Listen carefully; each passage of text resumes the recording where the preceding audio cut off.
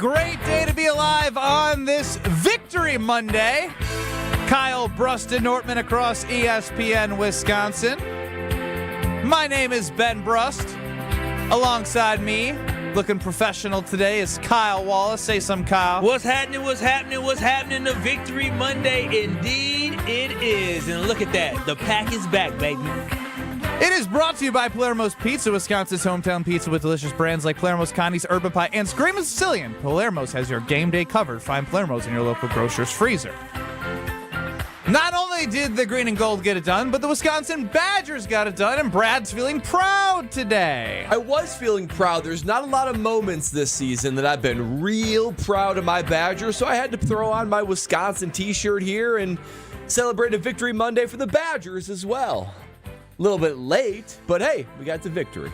Running the show with some hair grown back where it actually you look like a human being again is Alex Strofe. How did the wedding go? Any comments about the hair from the wedding, or did it go under the radar? I wasn't nervous about the hair, no. The hair was not brought up. Here's the thing. Nobody at the wedding knew about the hair, so it wasn't brought up. No, I was just, I was asked everything else you get asked about at a wedding when you're not engaged. When are you gonna get engaged? You should say that's so rude to ask me at this beautiful wedding today. We should be celebrating the couple. Well, yeah, but I'm not going to deflect. Sounds like you didn't have a good time. No, he had a great time. Don't do that to him. How many times did you ask that question? If you were to estimate. I put the over-under at 17.5. Oh, no, that's no. 17? Yo, he a lie. He's been lying all last 2 weeks. That's true. I hope it's not 17.5. If it is, no, I bet it was right around there. I was going to say 10 would be a lot. 17? Yeah, ish. I bet almost 20 people asked me about it. Why? What's going on? What do you mean? Stop asking me this. I'll make a public. I know this is somebody else's wedding we're here to celebrate, but obviously y'all got your minds on me. Myself and my fiance, or me and my girl, we're not engaged yet. Good job. Way to screw that one up. Good job there, Kyle. No, we are not engaged. Now let's celebrate her sister today. Thank you. But to be fair, it's just a conversational thing, right? Because it wasn't. Because once you guys do get engaged, it'll say, "What about the wedding?" No, and then the wedding will say, "When you guys having kids?" It's none of that damn business. And then how many more kids you gonna have? Let me just tell you, so you can tell her when I'm gonna propose. Shut up. I just gave everybody the classic. Yeah, we're getting there. Oh gosh, what a terrible. Put no timeline on it. Yeah, what I always told people was like, listen, I plan to be with her the rest of my life. I would have messed around and be like, yeah, we're like 3 years away. And it gets back to her. I'm in no rush whatsoever. Yeah, no. What is the rush? You got a lifetime together. If you're blessed with 80 more years, well, you're not 80. But if you're blessed 80 with Mr. Pighart at 26 getting 80 more? 50 more years. She came up to me at one point and she goes, how many people have asked you about this? I go, what do you mean? She goes, I heard you're talking about me. I go, yep, that's what happens. She planted at least 7 of them. Yeah, probably at least 3, yeah. On YouTube, at ESPN Milwaukee and at ESPN Madison.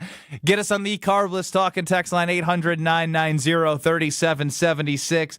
The Packers take care of business against arguably the worst, not even arguably, what feels like the worst quarterback to ever play the position in the history of the game, JJ McCarthy. Now, Kyle and I were watching the game and seeing it 2 different ways.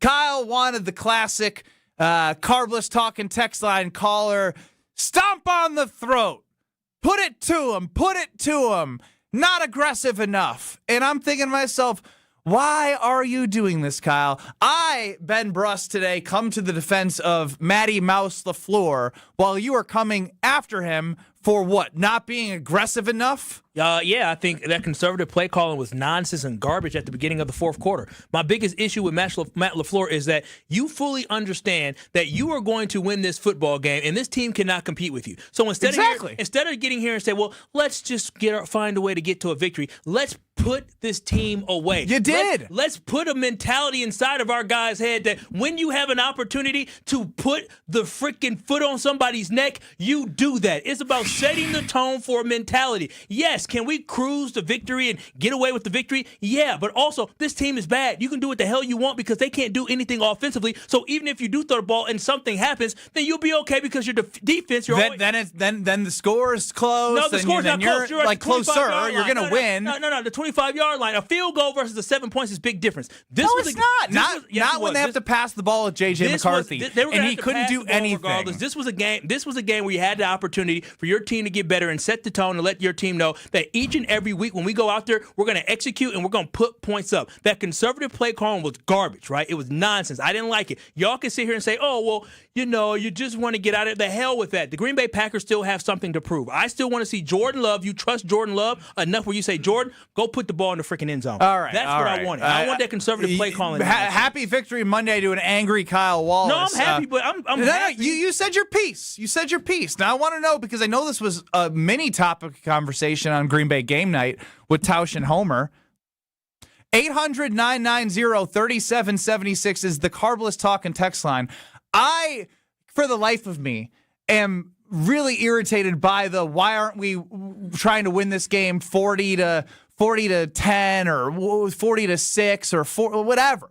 Like, you have a defense that you knew that if you put points up, you're in a spot where they're not going to come back to beat you. He has proven absolutely nothing. He's falling at the snap. He couldn't complete anything down the field to any of his playmakers. Micah Parsons and the defensive line were eating. The game plan that we have all seen from the Giants and the Carolina Panthers was out the window. It was absolutely out the window. They couldn't just run it like they did with Rico Dowdle and Tyrone Tracy and Devin Singletary like the Giants, because once the muff punt happened, you could then look at the game differently. You didn't have Josh Jacobs. You didn't have some of your other offensive weapons. Jordan Love, last thing you want in passing situations with a team that blitzes on 18 of the 21 times that he dropped back is to him potentially get hurt. Hand the ball off. Kick a field goal. Trust your defense. Guess what? You play on Thursday against the Lions. You take the victory. You understand that there are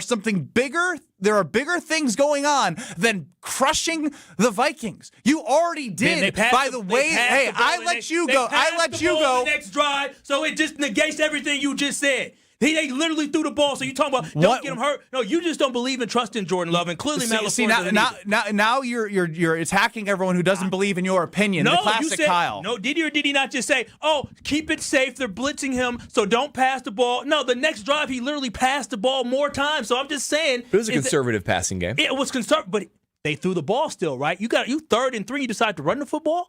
Yeah. No. They weren't going to score. The job is the job to win or to lose the football game. Does the style points matter to you now? It's not about style of points. It's about execution. It's about they executed. It's about this offense. Their game plan was to do this. Did they turn over? My name's Beanie Mouse. Yeah. Oh wow. Yeah. I like to be conservative, but I love to complain about Matt LaFleur being soft. It's funny. It's funny. I'm Team Matt. I become Team Matt. Hi, I'm Beanie Mouse. Ha ha ha. You're really good at that, actually. I'm quite proud really as someone who's been watching a lot of Mickey Mouse Clubhouse recently. My name's Beanie Mouse, Bradley. I like to be conservative. Again, it's crazy that this comes to a don't trust Jordan Love. You have no reason not to, and I get that you'd be like, oh, that's my point. The goal that they had as a team before the game, they executed. They didn't turn it over. The Vikings turned it over. You had a 2-score plus game. Micah Parsons had 2 sacks, got to double digits in sacks before Thanksgiving, and you have other guys that were making plays and got 2 turnovers from JJ McCarthy when they had to get in passing situations. They executed the game plan flawlessly, and people are complaining. They executed flawlessly. They did. Even though they took the ball out of Jordan Love's hand. All right. And if next week the offensive passing game is bad, I'm going to be the first one on Monday talking about Matt what the LaFleur funny being part is the offensive passing game. Okay, I heard you. Now you're not going to hear anyone else because you've gotten your opinion off. Next time I give you the floor, I'm just going to scream all over you. I'll do that. Actually, I do that. I probably do that. I love to talk. I probably do that every day. It's the Benny Mouse Clubhouse. Come inside. I'm shocked we haven't heard this Benny Mouse or Mickey Mouse ever. Because Ben hasn't been this dumb ever. And he's dumb on Tuesday, but this is dumb because he's Benny Mouse. I guess Jordan Love with a bad shoulder. Let's put him at more harm's way. He threw the ball after that, but conservatively. Conservative now. I will say, pick a side. I'm actually Team Benny. I am. I hate to say it. Listen, he's a punter. He's conservative. Let him go now. They just want everything to be back. You just said you wanted to hear from him, and now you're yelling. It makes very little sense. At that point in the game, right, we could talk about conservative game plan in the first half, which I felt like was still fairly conservative, but once you had the game won, the minute That punt was recovered inside the 10, and they scored a touchdown, 17-6. 11 points. This Minnesota Viking team is not scoring 11 points on your offense. The only way that they actually score 11 points is a pick six, a turnover, a short field, something like that. That means y'all don't trust Jordan Love. No, it's not, but you a running back will fumble the ball. You just said you wanted to hear from Brad. I thought I did. Open the door to calamity in any passing situation, right? And not to say that he would do it, but to say that it could be not even about Jordan Love. It could be a blindside sack where he's, patting the ball and it's a sack fumble, right? There is so much that can go wrong when you start to open up the playbook when you don't need to. And I will say, the most humiliating way to close the team out is to keep running the ball on them. If they can't stop a run, then the way you close them out and the really way to make it insulting and hurtful we is literally run think the ball, you're run the ball, run we the ball. literally You can't think you're stop us. nothing. Yeah. We literally think you are nothing. And now we could debate on if they could execute that, but I have no problem with we are going to run the ball, we're going to drain clock, you have to stop us. And honestly, if we keep getting first downs with running the football, that's a humiliating way to end the game if you're the Minnesota Vikings. And let's be honest too, if you're talking about this game is already won, we need to build for next week. They need to work on the run game with this new offensive line in front of them. So I think for all those reasons, protecting Jordan Love, making sure there's no calamity, making sure there's no short field, and not doing anything like the Browns game where Jordan Love threw that interception, opening the door to calamity makes all the sense in the world to keep it conservative. Let's go to the Carbless talk and text line 800-990-3776 where Nick chimes in. Game was over. Jordan had a separated shoulder. Team blitzed over 70% of the time. Totally fine with that. Justin, they beat a division opponent by 3 scores. What am I listening to, Kyle? We lost the game to the Browns. The defense had won early in the game because we got cute. That was a good thing. Game plan was also to protect Jordan Love's shoulder. Don't need to get him injured. Jeffrey, 262. Kyle thinks this is college. We have to blow over and out to improve our ranking. All on the Carbless Talk and text line. But you do have a vocal supporter, Mike and Franklin. Go ahead, Mike. You're on the Carbless Talk and text line. Hey, guys. How we doing? Good. Normally I agree, and I think that LaFleur is very conservative. The past few weeks, I'm thinking, what's this guy doing? He's so conservative with play calling. However, with Love's shoulder being injured, it makes total sense not to try to pass the ball and just run the ball because you can beat him running the ball. The object of the thing is to win the game. Doesn't matter how you do it, you just win the game. I think what everybody is missing is the drive after this. My whole thing is, you obviously went into this, and Matt LaFleur tried to explain it after. He said it was 3rd and 4, and they decided to run the ball, or 3rd and 3, they decided to run the ball. They lost yards, and he was hoping to get closer. He wasn't expecting to lose yards. That's why he had to punt. Okay, I get it. Still soft to me. I want us to put the ball in the end zone. I want us to score touchdowns. That's what I'm looking for. In the following drive after that, he literally had an 11-yard pass, a 1-yard pass, and an 11-yard pass. So it wasn't about y'all sitting here talking about, we just want to make sure his shoulder. It didn't matter the following time they touched the football. Jordan Love dropped back and passed the ball. So I'm just saying, Malik Willis got in the game and you're complaining. What would you have liked to have seen? Them actually go for a touchdown. Like throw the ball 30 yards down the field? No, they were on the 12-yard line. I'm saying it was 3rd and 3 from the 12. I just want to see us try to pick up the first down to get a touchdown, move the chains that way. Just not try to. They moved the chains like 5 times running the football. And then they got to 3rd and 3, and I think that's an excellent opportunity. Drain the clock, put some points on the board, and then let the defense go to work. I would rather my quarterback. Against the worst quarterback in the NFL. Literally, he has been statistically the worst quarterback in the NFL. He was bad. You have a game on Thursday against the Lions who are going to be after you at home. Like, there are bigger fish to fry than for you to be stuck on a 3-score victory against a division opponent. No. It was a start. Listen, I'm happy about the victory. Now, don't get it twisted. It's twisted. It is twisted. What I can do is I can be upset about the fact that I really want this team to go for the jugular. I want them to build confidence, and I want them to have a great mindset moving forward that we're going to dominate teams. You know how great it felt to see the Green Bay Packers run up the score on the Dallas Cowboys a couple of years ago? I love when the team runs up the score and executes. That's something that we have not done all this year. And Who cares? You won by 3 scores in a divisional game. I'm happy about the victory, but I still want my coach to be more aggressive at the start of the 4th quarter. I'm not talking about the following drive, whatever it is, what it is, even though they threw the ball multiple times. But the start of the 4th quarter, there's still a lot of time left in that football game. Put it away. Do not take the ball out of the hands of Jordan Love. I feel Jordan Love is extremely capable to move the chains, throwing the football, and obviously Matt LaFleur did not trust in that. I will say that drive that you're talking about specifically, it was 8 plays.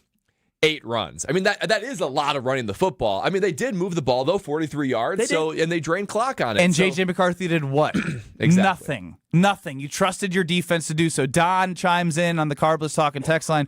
Kyle's out of sync. Maybe his AI Kyle's glitching. Justin chimes in. This has got to be the worst hill I have ever seen someone die on. He's baffled right now. We'll continue to see what's in the brain of Kyle Wallace, while I know a lot of people already want to turn the page to the Detroit Lions. And we will do so as well as look at what happened in this Minnesota Viking game, a.k.a. Let Kyle continue to be mad about Matt LaFleur. Mouses out here. I watch. If the Green Bay Packers are conservative and they lose against the Lions, everybody's going to be complaining about Matt LaFleur again. All you inconsistent folks, maybe you're the real flip-flopper. I'm Benny Russ. You know, it's a really great job. It's just so weird. The one time he's like the most wrong that he is deciding to become up like with the bid. Brust Nortman. I'm going to defend my new best friend, Matt LaFleur. Keep it locked. This is KBN. We're getting wine together this week. Me This and Matt. is Kyle Brust Nortman, KBN. I said, baby, we gotta do more sucking. And so I called the company. I said, listen, y'all put this thing in here. Y'all need to come on. On ESPN Wisconsin and the ESPN Wisconsin app.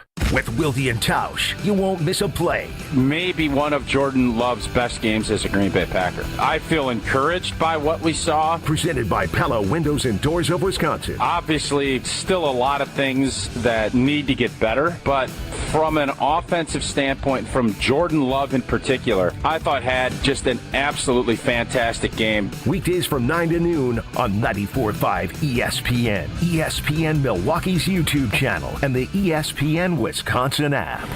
It's ESPN Milwaukee's Brad Nortman here with some exciting news from my friends at Bank 5-9. Not only have they been named a top workplace for 16 straight years, but they've just won the prestigious Community Choice Award as the best bank in the Milwaukee area. Honestly, I'm not surprised. Not only do they have great products and services, but they truly live out their mission to make lives better. If you're looking for a true local community bank, check out The Best. Visit bank59.com to learn more today. Member FDIC.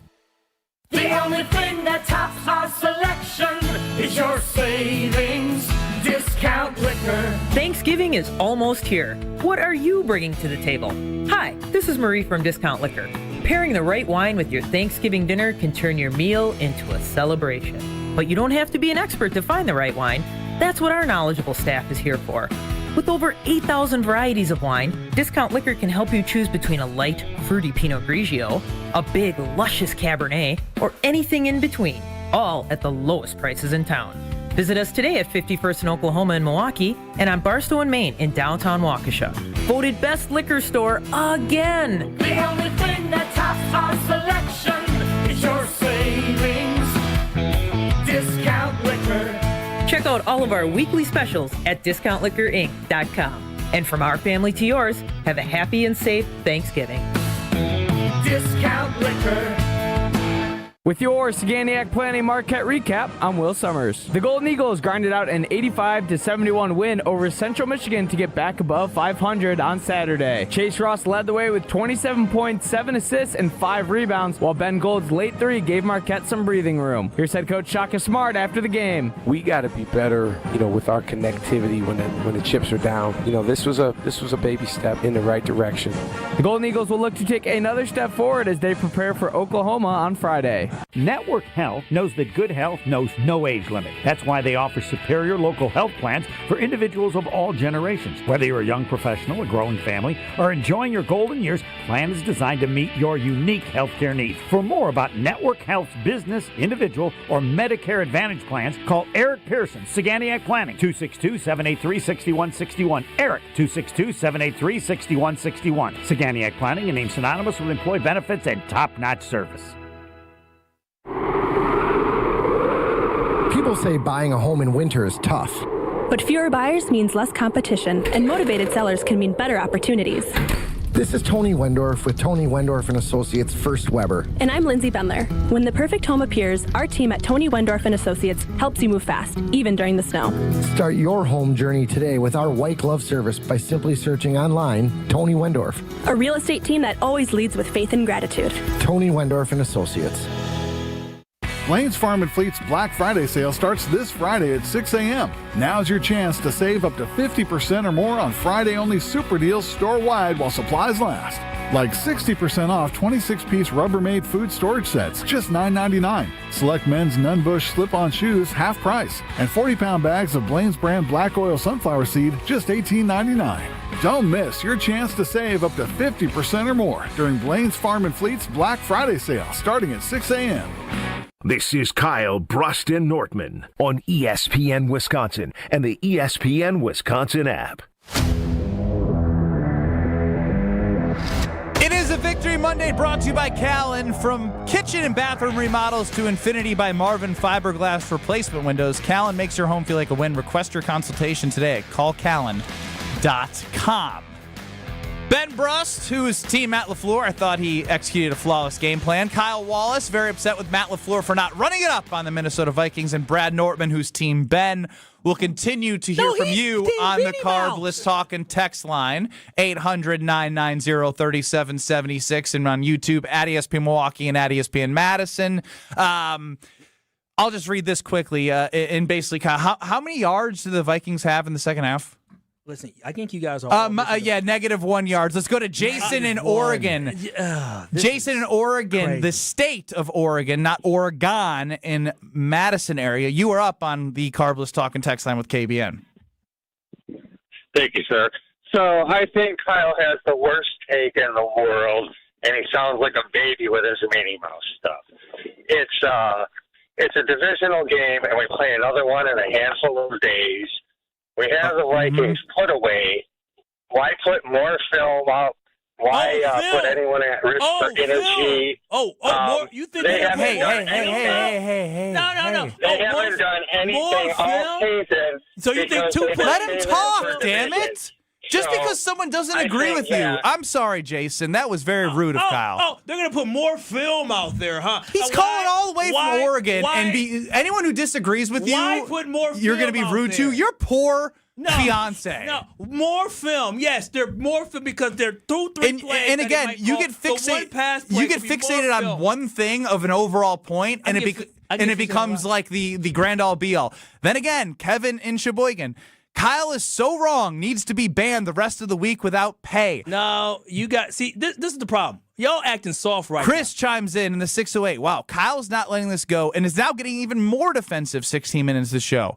He keeps getting worse and worse. Benny Mouse, what's the over-under on how long he's going to keep dragging this out? He will drag this out until the next game. I sure will. It's a short week. Don, yes, Kyle is getting rude at this point. I agree. Kyle also likes to see running up the score to potentially risk players getting hurt from Cameron. Oh my gosh! You guys, listen. This is what's crazy to me. They literally went back on offense multiple times after that. What do you mean risking guys getting hurt? It's football. We're talking about passing the ball once or twice. Strofe, mute his ass so the adults can talk. Matt in the 920. We're not talking about. I'm not complaining, saying, "Oh, I want him to throw it." All I'm saying is, it was 3rd and 3. Just play action fake or drop back. I'm going to let someone who's on Kyle's side maybe be able to say it in less rude ways. This is crazy to me. You fans don't know what y'all want. Jason and Racine, let's see if you can give Kyle's point without being really rude like he's been to all of us here on KBN. So this is why I kind of agree with Kyle. Keyword kind of. Talk about. Yeah. Do we need to talk about the Cleveland game where we were up 2 scores and all of a sudden it was snatched from us, or the Dallas game when we were up 14 in the first quarter and then we ended up tying in that game? So the Packers are really, really good and notorious for being in a situation where they should win, and then all of a sudden the other team does something that switches everything, and the next thing you know, we're talking about the devastation of a loss. So this is where I agree with Kyle. When we are up on teams, we should be aggressive enough to put the game away instead of leaving the team in a position where they can hang around and get some getting the juju going their way. Next thing you know, we lose Jason, the game, I hear you, Jason.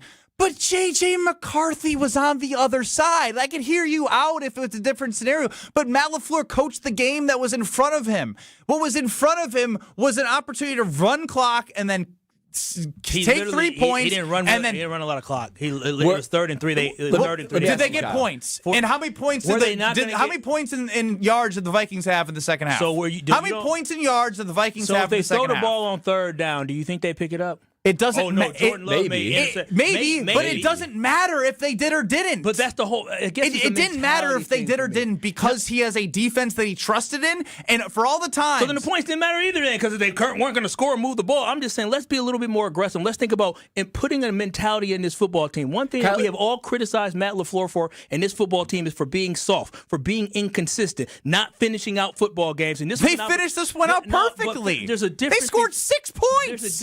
There's a difference. They won by 3 scores, and you play on a Thursday against the Lions. Kyle, is this more about this game, or is this more about Matt LaFleur's whole season arc? Because if you're talking about the whole season arc and how you want him to start to push himself more aggressively, I can understand that. For this game, this was the right decision. It goes into the whole season. It goes into this drive, 4th quarter, 15 minutes left in the quarter. We're not talking about 7 minutes left in the 4th quarter. We're talking about 15 minutes left in the 4th quarter, whereas at this point, 13 minutes left in the 4th quarter.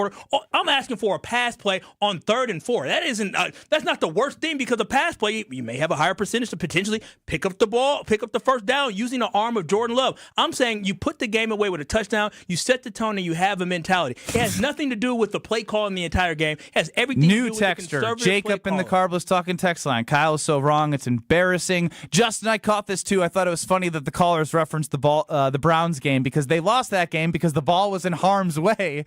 And then, next thing you know, Jordan Love throws it in a scenario where in a scenario what? So you don't believe No, I'm just saying that's fine. They weren't going to lose that game yesterday, but there's no reason to do anything outside of the norm when the defense had it all in hand. When did going for touchdowns become a problem? When did throwing the football with a guy that's a $55 million quarterback become controversial? When did it become controversial? They blitzed 18 of his 21 passes. It's just not worth it. The following drive, they literally threw the ball at least 3 times. That's great. It negates everything you're saying because it doesn't negate everything. They put the quarterback in harm's way. In what you're saying, he got put in harm's way. I'm saying, all right, we'll put him in harm's way on a play where you can pick up a first down or maybe get a touchdown in a game where you're up 2 scores already. So then why even throw the ball the following drive? Because Matt LaFleur had it all fine. There was nothing to worry about. I'm talking about specifically that one drive. It just shows the mentality that Matt LaFleur has that we have complained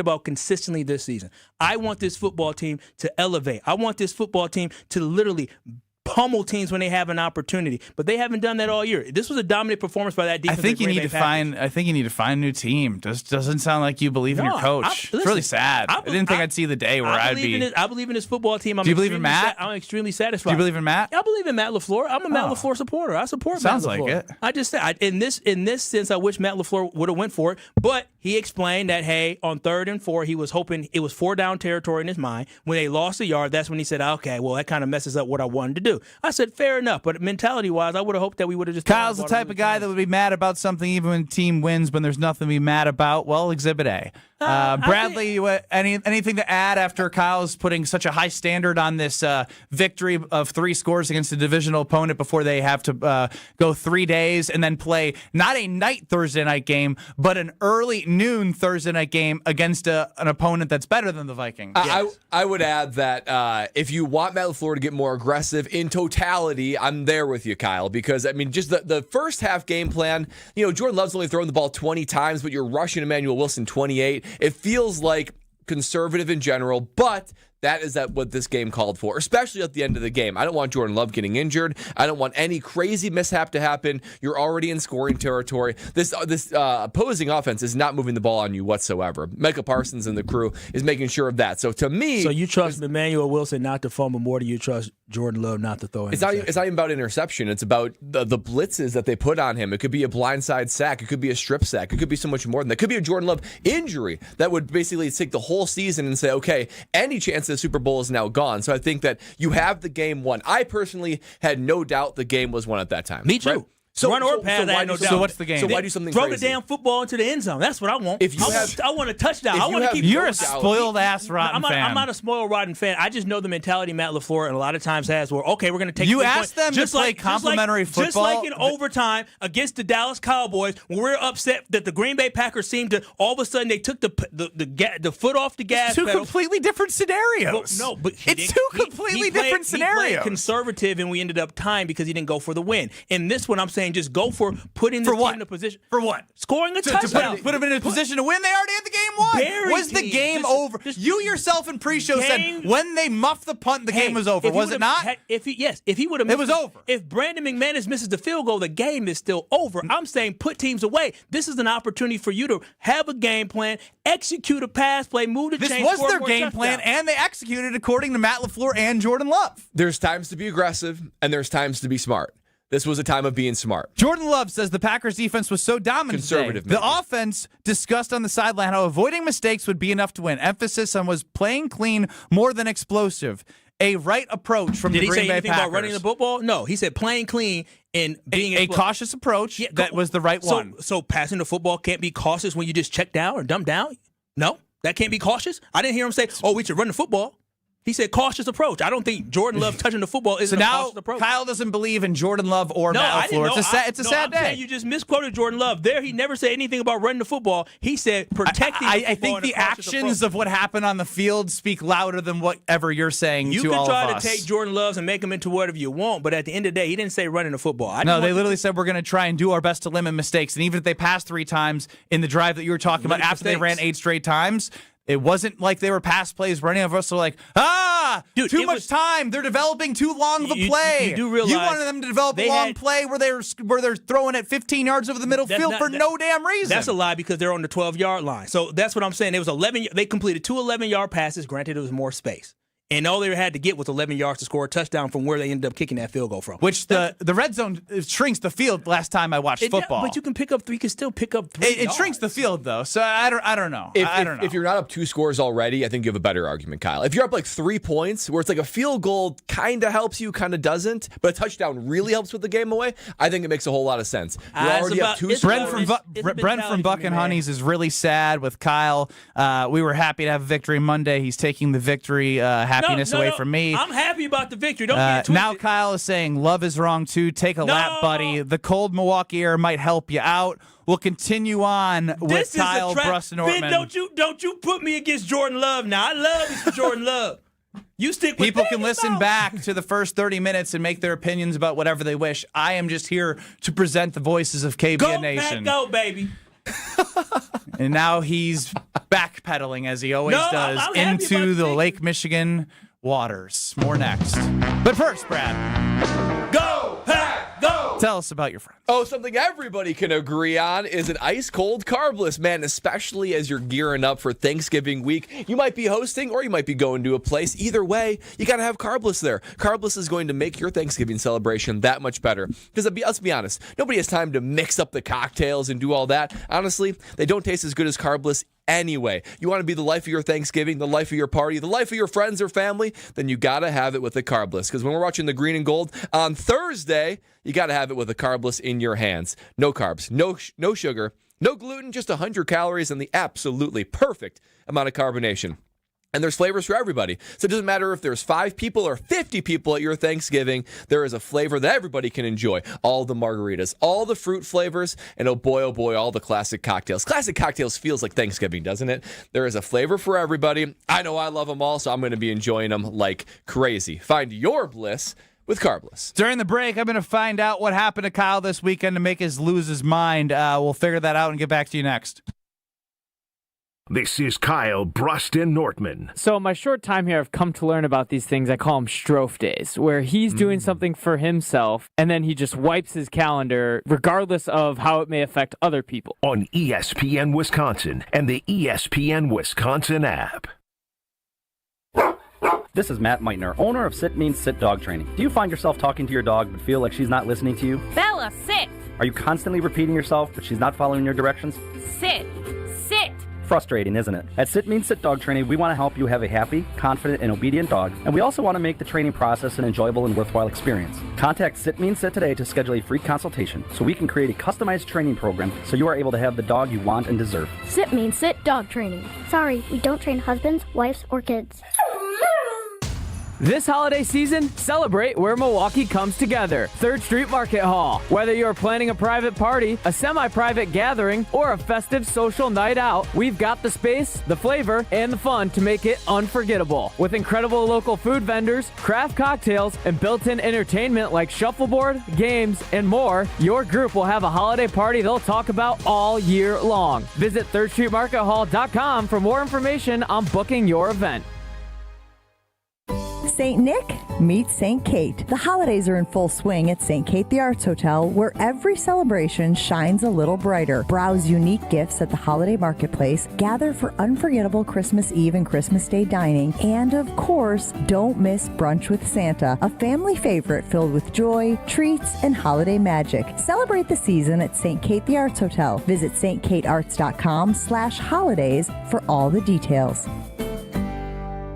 UW Credit Union presents the Student Athlete of the Week, supporting local student athletes as they grow on the field, in the classroom, and in the community. UW Credit Union is here for every you. Learn more at uwcu.org. With your UW Credit Union Student Athlete of the Week, I'm Will Summers. This week's UW Credit Union Student Athlete of the Week is Waukesha South McQuantico senior swimmer Ella Antonuski. Competing in her home pool at the WIAA Division I State Championships, Ella capped off a legendary high school career, taking home her 4th first-place finish in both the 200-yard freestyle and 500-yard freestyle. That feat makes her just the second girl in Wisconsin history to win 4 state titles in 2 separate events, joining Waukesha North's Connie Wright. Antonuski dominated the competition, finishing over 2 seconds ahead in the 200 free and more than 3 seconds clear in the 500 free to complete an incredible double four-peat. The University of Georgia commit also got to share the moment with her younger sister Avery, who medaled in 2 events, making the day even more special for the Antonuski family. Congratulations to Ella Antonuski, your UW Credit Union Student Athlete of the Week.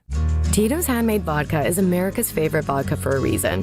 From the first legal distillery in Texas, Tito's is 6 times distilled till it's just right, and naturally gluten-free, making it a high-quality spirit that mixes with just about anything, from the smoothest martinis to the best Bloody Marys. Tito's is known for giving back, teaming up with nonprofits to serve its communities and do good for dogs. Make your next cocktail with Tito's. Distilled and bottled by 5th Generation Inc., Austin, Texas. 40% alcohol by volume. Savor responsibly. Homer here for Window Nation's end-of-the-year sale. This November, you'll save big with 50% off all window styles, plus you could get 0% financing for 5 years. Window Nation's proven quality windows are so good, you'll actually save money on lower utility bills and come with a lifetime warranty. Window Nation even has an A+ rating from the Better Business Bureau. Don't miss out on 50% off and 0 interest for 5 years. Visit windownation.com to get started. The holidays are shining bright at Deer District. Join us November 21st through the 30th for the first ever Deer District Holiday Market. Presented by Deer District Bid 53 and produced by Events by Design. From concept to celebration, Events by Design can transform your events to create unforgettable experiences with curated vendors, immersive decor, and seamless flow from start to finish. Shop local, sip seasonal, snap holiday photos, and drop your letter to Santa free to attend. Visit deerdistrict.com/holiday. Shop small, shine bright at the Deer District Holiday Market. You're listening to Kyle, Brust, and Nortman on ESPN Wisconsin and the ESPN Wisconsin app. The mindset always going into it is, like we say, winning the turnover battle. And I think we did that today. And then, like you said, you get into it and defense is balling like that, coming up with stop after stop. That mindset is just keep taking care of the ball, don't make mistakes, and, just keep hammering away at it and keep putting together some good drives. And we did that. On the Carbless Talk and Text line, it's Kyle, Brust Nortman across ESPN Wisconsin. If you follow Kyle's logic, we were supposed to showboat and run up the score against a terrible team. Tim the Trash Man, Kyle is the king of flip-floppers. The Packers could win by 1,000 points and he'll still find something to complain about. Kyle, chill out and enjoy the victory. That would be something to whine about. This narrative is Ben, ridiculous. Brad, and Strofe, what month is this? It sure thought it was April because you guys are working with the biggest April fool, Chef Ed. Ding, ding, ding. Chef Ed. Gotcha ass. Yeah, Shay. It comes from Chef Where Ed. is I this know going, I'm a Chef fool. Ed? Ben Brust, Kyle Wallace, Brad Nortman, Alex Strofe running the show. Get us on the Carbless Talking text line, 800-990-3776. Josh in Kenosha is a Bears fan. Of course he's Team Kyle. Welcome in, Josh in Kenosha. Let him know, Josh. Gosh, Kyle's getting attacked, but Kyle's right.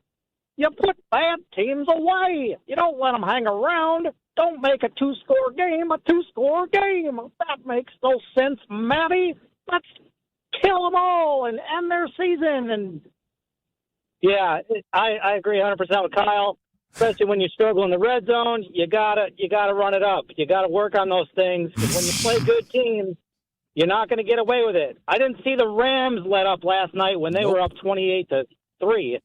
How many points did they score in the second half? They played within the game, guys. They played within the game. Josh, you made some really good points as Minnie Mouse, but when you started opening your mouth as normal Josh Kenosha, that was goofy, man. Minnie Mouse. Oh, that was goofy? We were all confused. I get it now. I thought that sounded just like Goofy. That was pretty easy. Oh, no. I could have used like a garsh to like really drive it home. Arf. Mel in Lamira. Lamira. Whoa. Mel in Lamira. Oh, that's so good. Oh, watch out. Come on, buddy. 9 shows up in the fourth quarter. I guess in Kyle's defense, and I know these are two different teams, but going back to the start of the season, the first week, JJ McCarthy played like crap for the first 3 quarters. And then he led a fourth quarter comeback, which earned him Offensive Player of the Week. So, I mean, I'm not saying that Chicago's defense is as good as what Green Bay's been this year, but things like that do happen. So, I mean, I kind of agree with Kyle. If you have the opportunity to put in the dagger, then put in the dagger. Yeah, because in week 1, they didn't get enough film on JJ McCarthy moving forward and then benched him, even though he had an ankle injury that he was ready to come back from, and then avoided putting on the field because Carson Wentz was doing better than him. And then Carson Wentz went out for the year, and so they said, we're stuck with the worst quarterback in the NFL. You gonna be rude to our callers like that? He's off the line. That's what I'm saying. Leave him alone. I think it's very simple. You want to go back and listen to yourself earlier? Leave him alone. Well, that caller tried to take some shots at me. This is in the early parts, not even that early, of the fourth quarter. You go from 14 with the field goal. You go from 11 points to 14, 2 touchdowns. I don't think McCarthy's going to do. If you're playing Patrick Mahomes and you got to say, you know what, we need Baker 3 Mayfield. scores. We need to be up 3 scores. It doesn't have to be Patrick Mahomes. It could be an average quarterback. I can understand that. What's wrong with putting them away, though? That's my whole man. It's 15 minutes left in the fourth quarter. Again, honestly, after that drive, that's the drive. Say, scored a touchdown, put the ball game away, ain't coming back whatsoever. Then run the damn clock out. It's the start of the fourth quarter. You had some great momentum. Finish the game off. That's all. They scored 6 points. I don't know what we're doing here. What do you mean they scored 6 points? The Vikings scored 6 points, and we're still trying to re-legislate Matt LaFleur's decision-making. Exactly. They weren't going to do anything regardless. You guys keep talking about, they wanted to get the points. Listen, no, the Vikings weren't going to do anything anyway. So I'm saying when you have an opportunity. So move on to the Lions. When you have an opportunity like this against a lesser opponent, you just want to dominate them. And this is your chance to run a play inside of a game where you can put a team away to build more confidence. Try some different things. That's all I'm saying. I just didn't like the conservative play calling at the end of the game where you're clearly. Strofe, where are you at on this? You've been screening calls and listening to Benny Mouse and Kyle Matt LaFleur for not hammering it home. Yeah, he's being a whiny brat. That's about all there is to it. It's a 23-6 win. It's about as dominant as we've seen them play all year. And if I'm not mistaken, he's been waiting for them to play that complete complimentary football game. This was Exhibit A of complimentary football. Special teams even made an impact. Complimentary from the three parts of the game, right? Obviously, special teams, offense. He would have liked to see more out of Love, I think, is the vibe I'm getting. No, this is the misconception. This is the complete misconception. Okay, what are we getting wrong? I'm focusing on one final drive at the start of the fourth quarter. That is all I am focusing on. I have not criticized. They made a 2-score game, a 3-score game. No, I'm just talking about an overall mentality of saying Bumstead is 3rd and 3. Let's pass the football to move these chains to keep it going. That's all. Put the ball in Jordan Love. Damn it, they didn't pass the ball on 3rd down. Not Emanuel Wilson's hands whatsoever. And so all I'm saying, that's what it is. So what we see, what y'all trying to do is y'all trying to create a drive at the start of the fourth quarter into an overall displeasure with the football game. I never once had any displeasure with the football game as a whole. You got displeasure with the drive. You're talking about wanting to change the culture. That's what you're talking about, right? I'm talking a mentality. That's all I'm at. This is not the time to change that, though. This is a perfect moment because the team. I'm going to trust Brad. He played in the NFL. He went to a Super Bowl. There's nothing the Vikings could have done to stop the Green Bay Packers at that point. We all agree on that. So this is a perfect time to kick a team when they're down, when you know they can't fight you back. But you're talking about trying to change the mentality and culture of your team in end of November. Like this team is who they are, and just by saying, they scored another touchdown against the Vikings, though. Maybe it'll make him feel better to know that the Packers' final game of the regular season is against Minnesota. They will play them again in Week 18. I think there's a huge misconception on me looking at the entire game versus me looking at the final 2 plays of a drive at the start of the fourth quarter where I feel like this team had an opportunity to move the chains using the arm of Jordan Love. That's all I'm saying. Jordan Love is a phenomenal quarterback for the Green Bay Packers, and allowing us just to run the football, playing for 3 points versus playing for trying to get a touchdown when you're within the red zone, that is what's bothersome for me. It was a phenomenal drive, a great drive.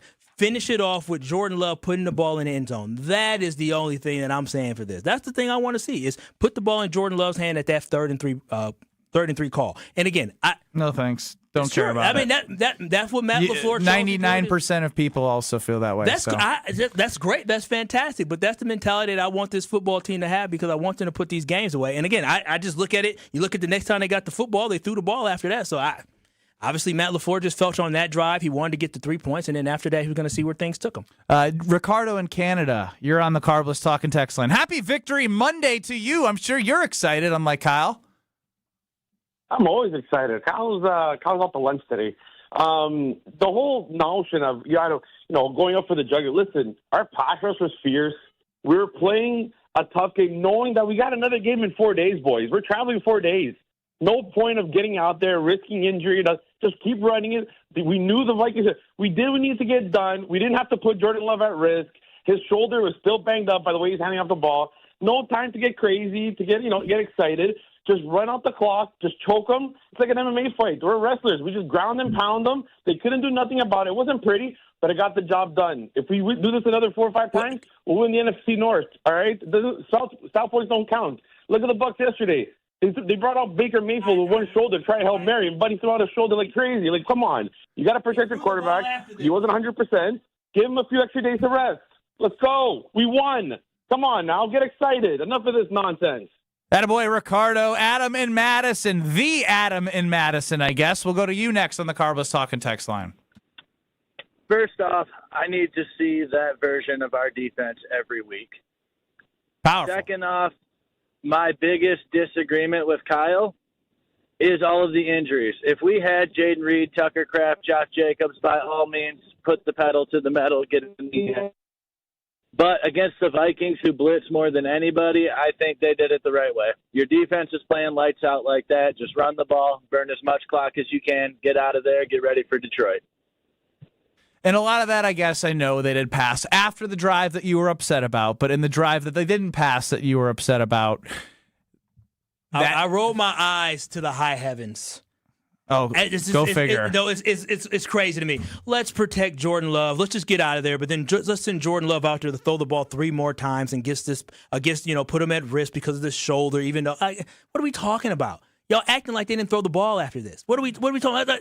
I'm just confused. It's a Victory Monday for Ben Brust, Brad Nortman, and Alex Strofe, and all of you, KVN Nation, except Kyle Wallace. Brought to you by Palermo's Pizza, Wisconsin's hometown pizza, with delicious brands like Palermo's, Connie's, Urban Pie, and Screamin' Sicilian. Palermo's has your game day covered. Find Palermo's in your local grocer's freezer. You know what? I want to celebrate Kyle next. He may have been wrong the last 49 minutes, but he was right about something. We'll give Kyle some flowers, then rip on him the rest of the way next. This is Kyle Brust Nortman, KBN. Brad, Kyle. I know Kyle on ESPN Wisconsin and the ESPN Wisconsin app.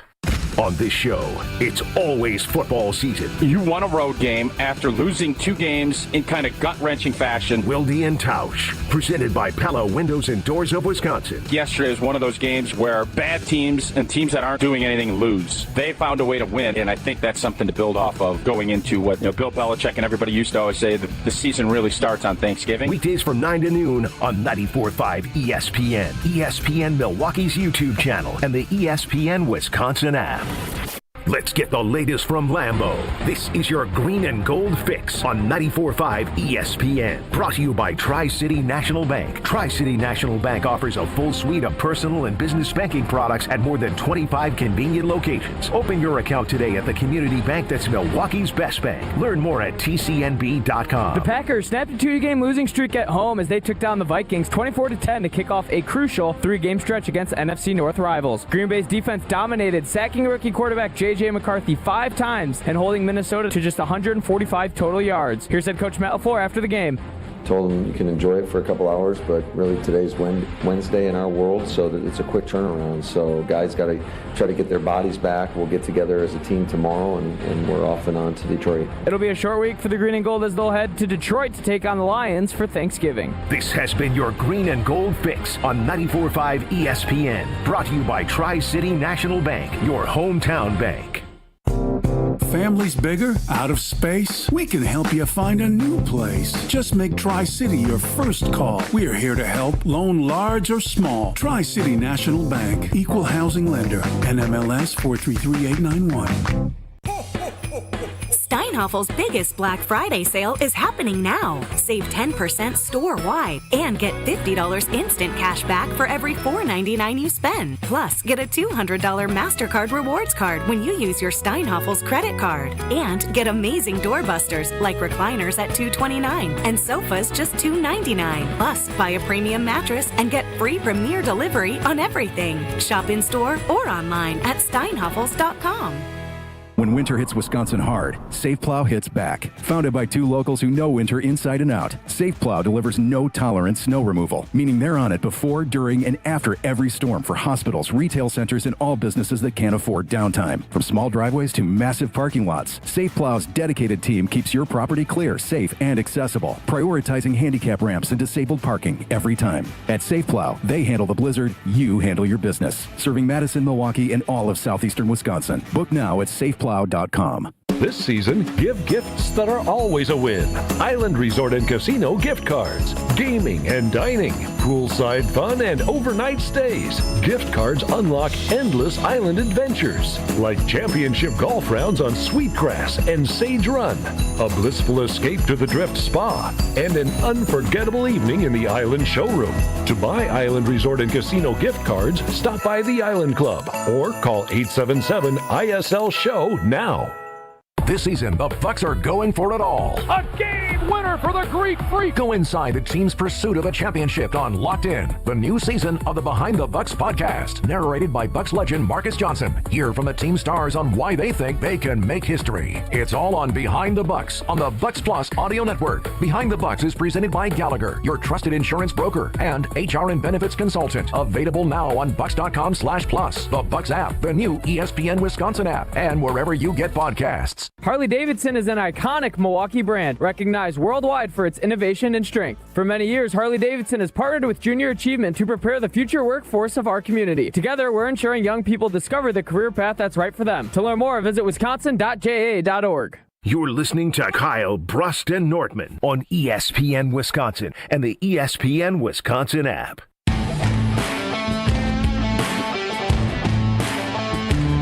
Victory Mondays brought to you by Callan. From kitchen and bathroom remodels to Infinity by Marvin fiberglass replacement windows, Callan makes your home feel like a win. Request your consultation at callcallan.com. Kyle, Brust, and Nortman across ESPN Wisconsin. Strofe, would you say it's getting hard to keep up with the Kyle Wallace attacks on the Carbless Talk and text line?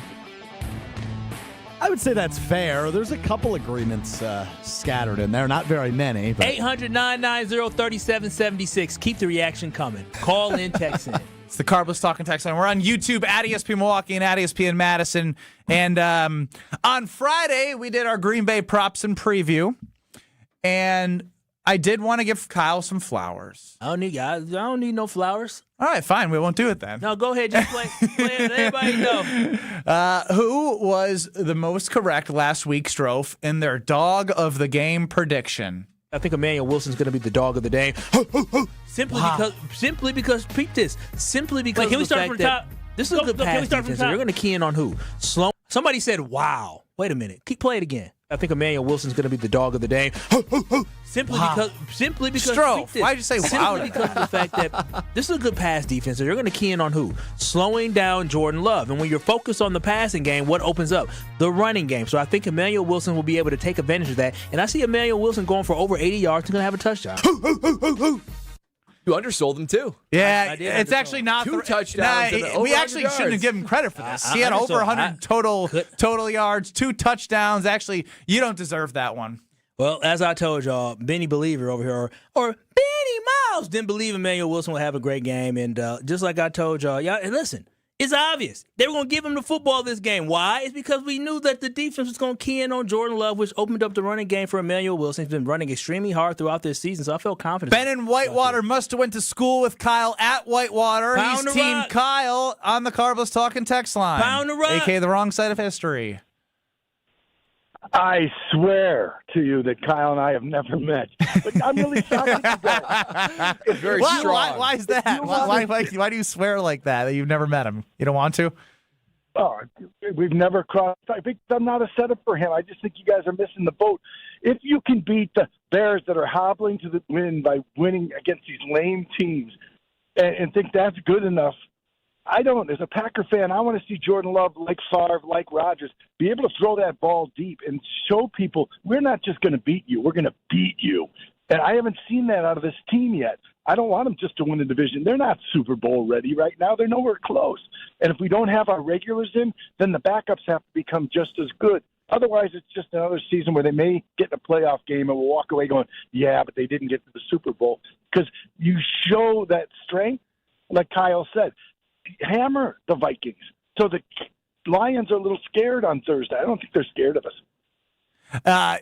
Thank you, Ben in Whitewater. I can't imagine that Jordan Love throwing on 3rd and 3 and scoring another touchdown against the Vikings would make the Lions scared on Thursday. I just think if this is about a culture change, if this is about a switch from conservative to aggressive, from not feared to intimidated, this isn't the time to do it. I mean, you take the win, you go for it. That's something that accumulates over time, right? You can't be conservative on all these other 4th down plays and then this one time just decide we're going to lean into the Minnesota Vikings. Question. So if the Green Bay Packers on 3rd and 3 throw the football, right? Jordan Love throws the football and they don't complete it, right? It's incomplete pass. Are we sitting here today talking about this at all? But we're not. But exactly. But what if he goes and throws an interception? What if he gets sacks and he fumbles it? What if it's a scoop and score for 6 points? Don't believe it's going to happen because I believe in Jordan Love. But what about the offensive line? What if Emanuel Wilson fumbles the football? He was your dog of the game. He could never do that. He almost did at the end of the game. He's on 3rd and 3. Chris chimes in. He's the dog of the game, but you won't let him run on 3rd and 3. Oh, it's unbelievable. He touched You're the hypocrite. He touched the rock. You're a hypocrite. He touched the rock and left. The man. He the dog of the game, but give it to the man of the team, and that is. All right, Brittany and Merrimack, you're up on the Carbless Talking Text Line. I can't believe there's this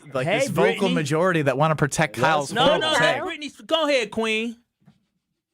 Hey, Kyle. I just want to say I 100% agree with you because Matty Mouse showed up in a victory yesterday. We can annihilate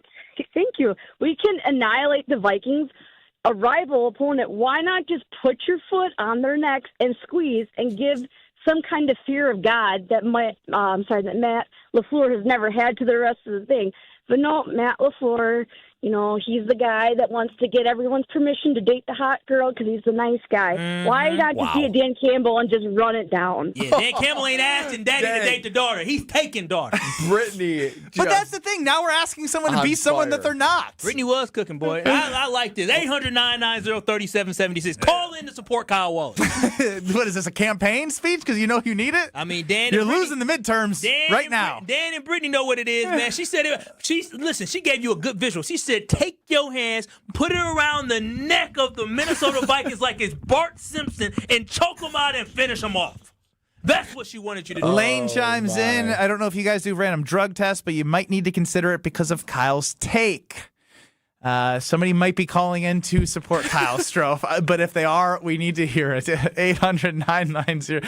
Strofe's so mad right now. He's like, I can't believe we spent an hour arguing about Kyle's horrible opinion. And I agree. I actually, as the leader of the show of Where We Go each segment, I apologize that I've engaged with Kyle on something so dumb. I have leveled myself down as a host today, coming to his level. Mr. Xavier McKinney. Emanuel Wilson. It seems like such a strange time to change who you are when you've got a win in the bag. Literally in the bag. Jeff in Brookfield, you're on the Carvelous Talking text line. Hey guys, how's everybody doing today? I'm splendid. You know, as the game was going on, there was a couple times on those 3rd and shorts where I guess I too felt that they should have been a little bit more aggressive. But after I thought about it, considering that we got a game in a couple days, Jordan Love's shoulder's not 100%. We're still without Jaden Reed. And considering the defense is playing lights out, I think they did what they had to do.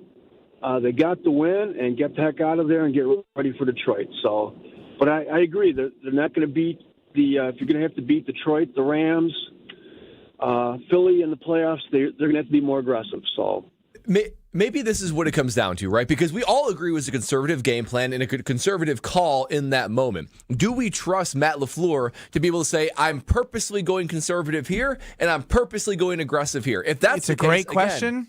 And this was a perfect example of, like, I'm giving him flowers because he did the right thing for the game and the way it played out. I always get mad at him for not understanding the flow of the game, right? Not having, like, the flow figured out. The flow was figured out because he knew his defense was cooking, and all he had to do was just run it the 8 times in that drive and didn't need to throw it because JJ McCarthy stinks, and they ate him up. I'm trying to pick up the first down and move the chains the best way I can. That's why he's the coach and you're not. Well, yeah, that's true. The best way to me is putting the ball in Jordan Love's hands. Again, the complaints isn't about what happened previously. It's about that 3rd and 3 call. Put the ball in Jordan Love's hands to pick up 4 to 5 yards and keep the chains moving. That's all I'm saying. Jordan Love is the safest bet to me on that offense, especially that day without having Josh Jacobs. In 2 minutes, Kyle has another take. I don't know if this one's good or bad. You can be the judge. I almost feel like I'm preparing for Hear Brad Out.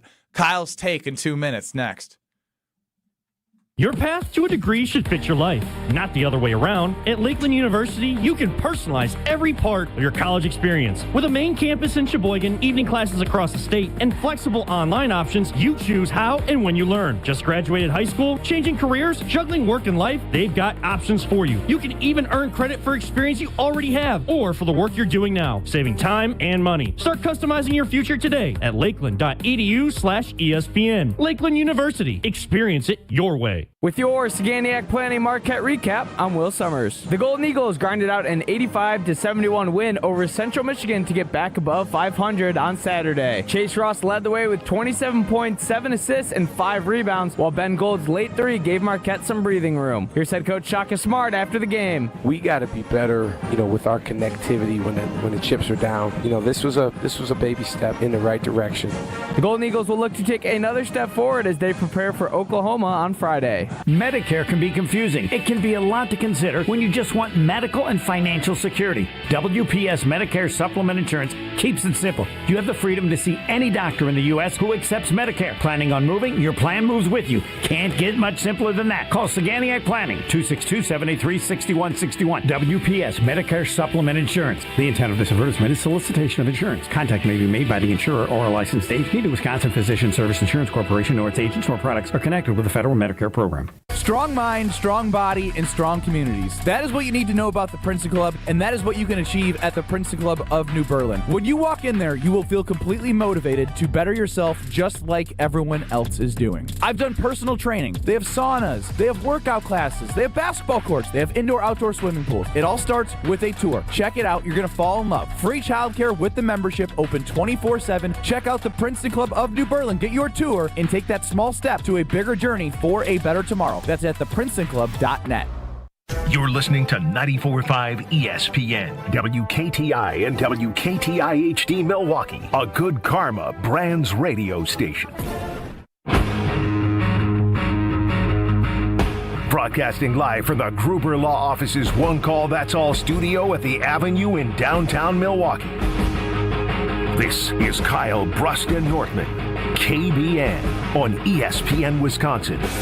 Here's Kyle Wallace, Ben Brust, and Brad Nortman. Victory Monday brought to you by Callen. From kitchen and bathroom remodels to Infinity by Marvin Fiberglass Replacement Windows, Callen makes your home feel like a win. Request your consultation today at callcallen.com. It's Kyle Brust Nortman with you across ESPN Wisconsin. Ben Brust, Kyle Wallace, Brad Nortman, Strophy running the show. Riley Yauk, the Yaukmeister. Happy with that Badger victory. Heard him on the Wisconsin College Game Day post-game show. He's all happy as can be. Get us on YouTube at ESPN Milwaukee and at ESPN Madison. Kyle, what's your new take of the day since we just spent a long time on your horrible take to start? For me, when I look at this Green Bay Packers defense, I saw enough, right? I understand that this offense for the Vikings, they have a lot of weapons, but their quarterback is awful. JJ McCarthy is bad.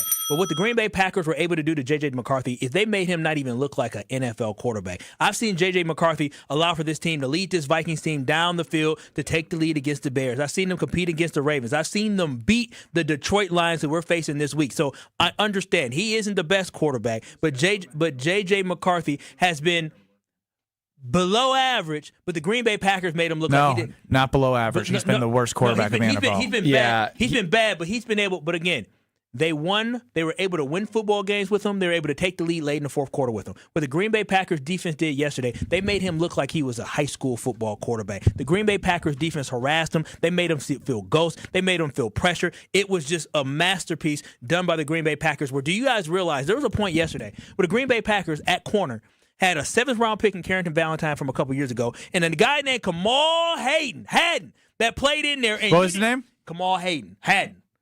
Which one? Kamal Hadden. Because you said it wrong twice. Okay. But they had him out there, a 6th-round pick from a whole other organization that the Green Bay Packers picked up, and you didn't even notice. And they were going against Justin Jefferson and Jordan Addison, and the Green Bay Packers defensive line and pass rush was so solid. The linebacking play was so solid, even without Quay Walker, that they were absolutely able to stifle that offense. And the biggest play to me that really was the turning point for my mind mentally, like, okay, this defense is turning the corner. 3rd and 1, Kevin O'Connell puts the tight end under center, tries to sneak it, they stuff it.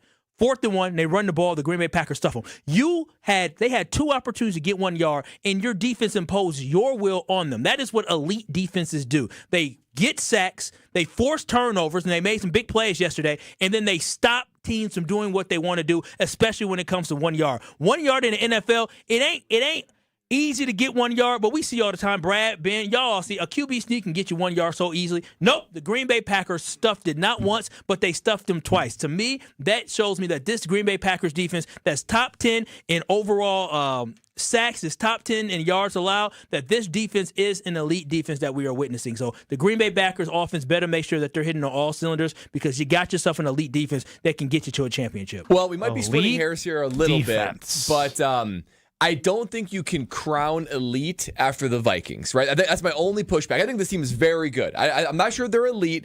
Texans, Broncos, Browns, Rams. Those are my top 4 defenses that I think are all elite statistically and great at every level. Here's the problem, Kyle. Yes, they dominated the Minnesota Vikings. But JJ McCarthy, it's hard to describe exactly how bad he is. Saying below average was like such a compliment. EPA is a complicated stat, right? But basically, it tries to estimate what the average, what's expected of you when it comes to performance on any given play. So if you do well in EPA, you're doing more than expected. If you do worse, you're doing less than what's expected of you from an average NFL player. JJ McCarthy, 851st out of 852 quarterbacks since 2000 in EPA. So basically, he is among the worst quarterbacks played in the NFL since the year 2000, based on this really in-depth stat. The only quarterback worse, Jamarcus Russell. Yep. That is shocking. Absolutely shocking. So I don't think by dominating JJ McCarthy can you say, oh yeah, this Packers defense is elite. However, Kyle, They are 5th in points, 10th in passing defense, 7th in rushing, 6th in total defense. So they're a top 10 defense. Everything. They're knocking on the door at top 5. The problem is, you brought this up in the past too. They're 21st in turnovers. And that's after a stretch of more turnovers. So if you're an elite defense, you got to have more turnovers. Were they in the run game again? They are 7th. They were 3rd, and I think what's interesting is if obviously the game flow played out the way the Packers wanted it to after that muff punt, but Jahmyr Gibbs and David Montgomery. This is where I was going to go next. The Detroit Lions, they're 2nd in points when it comes to offense. They are still one of the best offenses in the NFL, right? Even with the Dan Campbell calling the plays back and all the things. If you want to be an elite defense, you hold the Lions to under 20 points. I will dub this team, assuming they continue this same level of aggression and playmaking ability and stifling the other team. You hold the Lions under 20 points, now you're an elite defense. Elite defenses don't just crush bad opponents, which they did in Minnesota. You put a ceiling on great offenses, and that is what they can do on Thursday. So assuming they do that, I will be in your camp. But if the Lions score over 20 points and they're effective and Jahmyr Gibbs is out there putting up 125 total yards of they're not quite there yet. No, this is what I would say to that is that I believe this defense is elite because when you look at their opponents when they play great teams like the Eagles who have offense has been inconsistent. The Green Bay Packers defense was able to hold them, right? Like what I've seen from this team is that when we need this defense to step up, they have stepped up. Every single loss that happened this year, the defense was not at fault. It fell on the offense. And how often can we say that in the past for the Green Bay Packers? Almost never. And so for me, the defense seemed like they have given this team every single opportunity to win in every football game. And that is what a defense needs to do. Defense needs to keep up. Did they feel elite against the Giants, though? They against the Giants, they had some issues. Stopping the run was definitely some issues. Again, when they allow for these teams to execute these game plans, were able to run the football. But again, they still made the plays that they needed to in the end, where they got the turnovers. They did when they needed to put the football game away, which is so important. And again, I'll go back to JJ McCarthy. He's not a good quarterback, but JJ McCarthy against the Detroit Lions, he did exactly what he needed to do in order for that team to win. JJ McCarthy against the Ravens, they lost that football game, but he went for 248. Just last week against the Chicago. Wait a minute. Just let me fit. He's historically one of the worst quarterbacks. You're throwing more qualifiers to help you make them elite after the Vikings game. I'm not giving more qualifiers. What I'm saying is what the Green Bay Packers did, they made him look silly. He couldn't even throw the ball. Against the Chicago Bears, he led a fourth quarter comeback against a Bears team that may end up making the playoffs, how things are shaking out. But we were able to not allow for him to do anything. So all I'm saying is JJ sucks, but the Green Bay Packers defense was so damn good that they made him look abysmal out there. So they took a D quarterback and made him an F-. I don't even know if an F-. He was already an F-, and he stayed an F-. F- does not lead a team downfield to 2 touchdowns and back in a game where they take the lead late. That's not what an F- quarterback They does. literally got a short field turnover in which he had to make one throw. He led this team to a comeback. Stop. And for the record, you started this conversation about them being elite and then said, how do you define elite? I don't care because I want to bring up the fact that everything he had said maybe isn't wrong, but we're going to find out more. And for you to even say after the Lions you can anoint them elite, that's too far. The Packers' toughest part of the schedule is the last half. And why you know it's the last half of the season is because you can look at what a strength of schedule is before the season even starts. It don't mean jack until games start being played. You now know that it's tough when you got to play the Lions. You got to play the Ravens, even though whatever. If I'm going against Lamar, I want to see my defense stop Lamar. I want to see them stop the Lions. I want to see them beat the Bears twice. Like, say what you want about the Bears. They've won enough games. We keep moving the goalposts. No, there's no moving the goalposts. It's called how the season progresses and who your opponents are. Look back at the records of the teams that they've faced and look at the records of the teams they're about to play. So we get no credit for holding the Eagles to 2 you get credit, but you don't get to call a team elite when you're not in the elite categories, as Brad mentioned, of the other teams throughout the... We're through week 12, Kyle. They're top 10 in everything but top 10! That's not elite! Listen, this defense has not lost you not one single football game. That's because of the opponents they played. That's why I'm saying you're going to know if they're elite when you play the better opponents. Wait a minute. So the Eagles aren't a great opponent? Is that what we're sitting here saying? The majority of them. There is 12 games when you can only point at the Lions and the Eagles. That's what the schedule has given us. I know, which is my point, that when you face more good opponents later, you're going to have you're going to be better to able dissect and figure out if they are or are not. Are they good to great and even great? Absolutely. Can you call them elite until they do it against the better teams in the schedule? You can't. I would say, but they're on their way. I just can't say that they're elite yet, and that's okay to say. You're right that the defense hasn't caused them any losses, right? It's been firmly on the offense or bad decision-making or stuff like that. If and when this team actually becomes an elite defense, a top 3 defense, I think they might be a Super Bowl contender. I think they're very good. I don't think that's quite enough to be a true Super Bowl contender. Fredo chimes in real quick on the Carbos Talking text line before we get to Jason Wilde. Kyle literally is putting on a JJ McCarthy performance today. I highly disagree. I think the facts are the facts. When you look at this defense, again, I'm not saying JJ is good at all. I'm just saying they made him look even worse. I mean, this guy looked very incapable yesterday. You clearly didn't watch JJ McCarthy. You just followed what the numbers say. I've seen highlights of JJ McCarthy. Highlights. I've watched the games. I literally before this week compared him to Zach Wilson on the Jets, and he proved that against the Packers. So how in the world did this team go and beat the Lions? How in the short world field turnover? That's how those happen. How in the world did this team go and have an opportunity and lead with the Bears late? The quarterback still plays a role in that. The Green Bay Packers. He's 851 out of 852 in the last since 2000, and you're trying to make him sound better than he is. So the Green Bay Packers didn't make him look just. They pathetic. did. That's what any defense could do. This had to be his worst professional football game ever, and your defense did it. He ain't had a lot of opportunities, but your defense did. That doesn't make them elite. No, okay. Well, I think an elite defense. The body of work for elite defense does do this, but it's part of them showing consistently that they will be that. Man, because the week before you just said they weren't against the Giants. As a betting man that you were, if we were to bet whether or not the Green Bay Packers would hold the Eagles at 10 points or less, you would have took the over 1,000 times. 1,000 times. And we give the defense no credit. We just forget about that.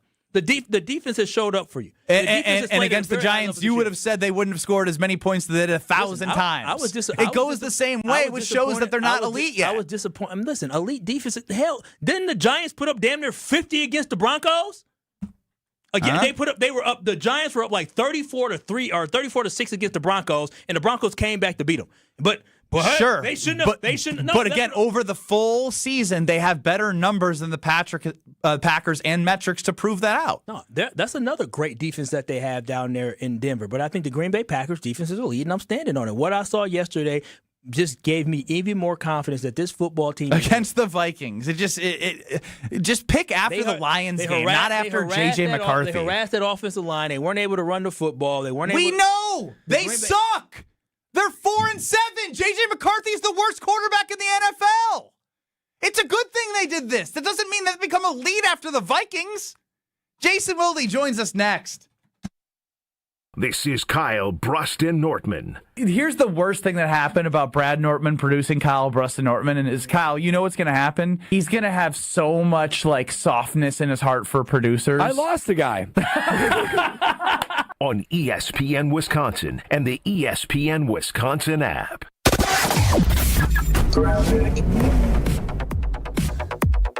We start things off with an accident on eastbound 94 right about at Highway 100. We've got cars on both shoulders, so just be extra careful. Well, I think one of them is actually a flatbed truck, so just be extra careful because that's kind of big there.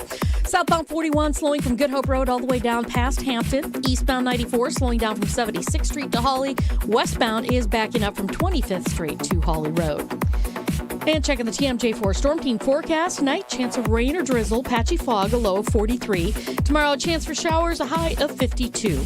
Weather's brought to you by the Bartolotta Restaurants, offering the perfect holiday gift, a memorable experience with a Bartolotta gift card. Purchase yours at bartolottas.com, and happy holidays, Milwaukee. From the WTMJ Traffic Center, I'm Debbie Lazaga on 94.5 ESPN.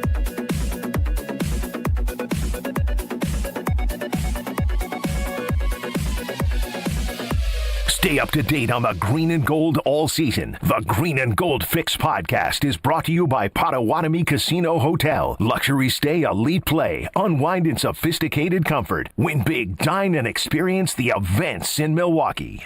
All day, every day.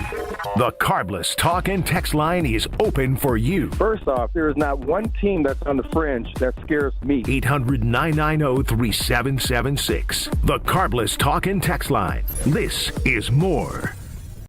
Home buyers are raving about their experiences with the Citizens Bank mortgage team. Aaron helped me get pre-approved really fast, like before the open house even started. I called Devin so many times with questions, and he always answered.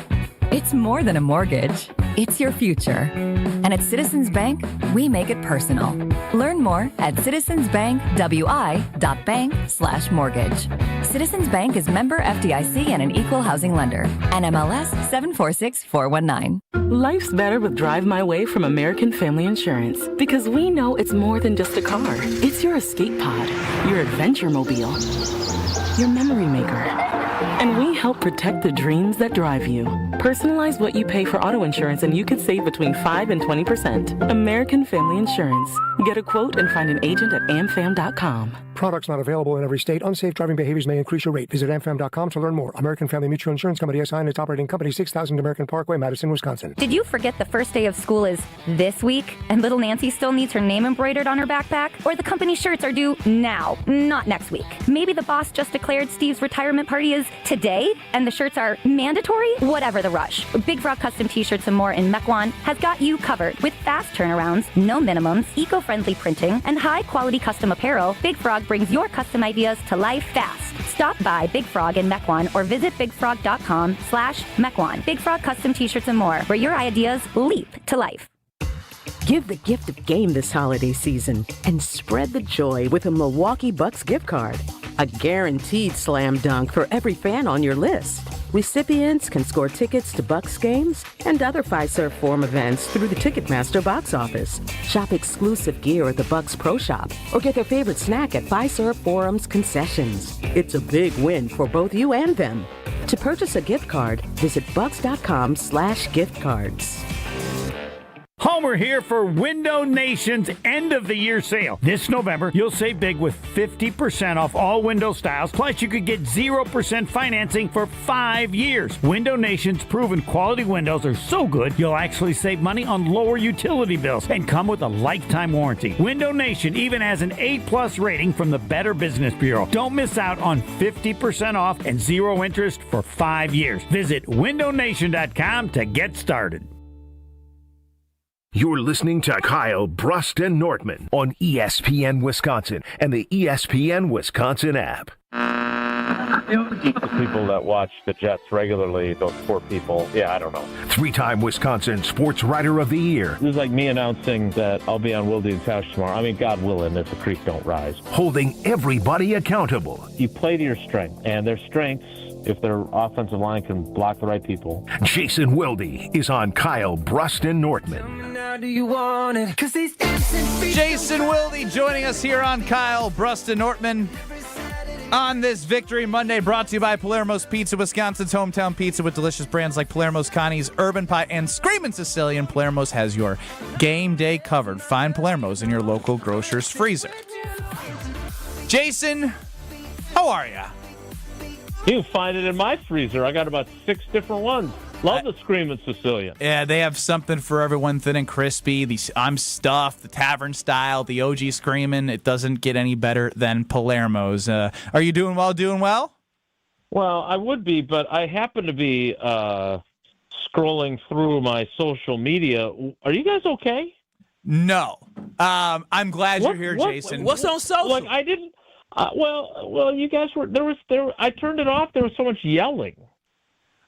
Fair. I cannot get over the fact that Kyle Wallace wants the Packers to make a statement on 3rd and 3 when JJ McCarthy is the worst quarterback in the world, and Matt LaFleur executed his play call or his game plan to perfection. No. I'm not even the Matt LaFleur defender guy, but Kyle is wanting to prove something on 3rd and 3 by scoring a touchdown. Jason, I said just to start the fourth quarter, I would have loved for him to put the ball in the hands of Jordan Love on that play, but instead he said, "Hey, we're in 4-down territory." They end up losing a yard, and then they end up kicking the field goal. I said, put it in Jordan Love's hands to move the chain, not run the ball on that play.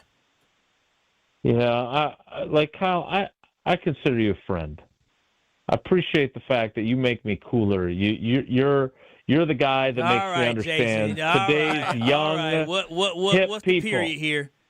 Or the but here's So I hate it when I have to come on this show and then get after you.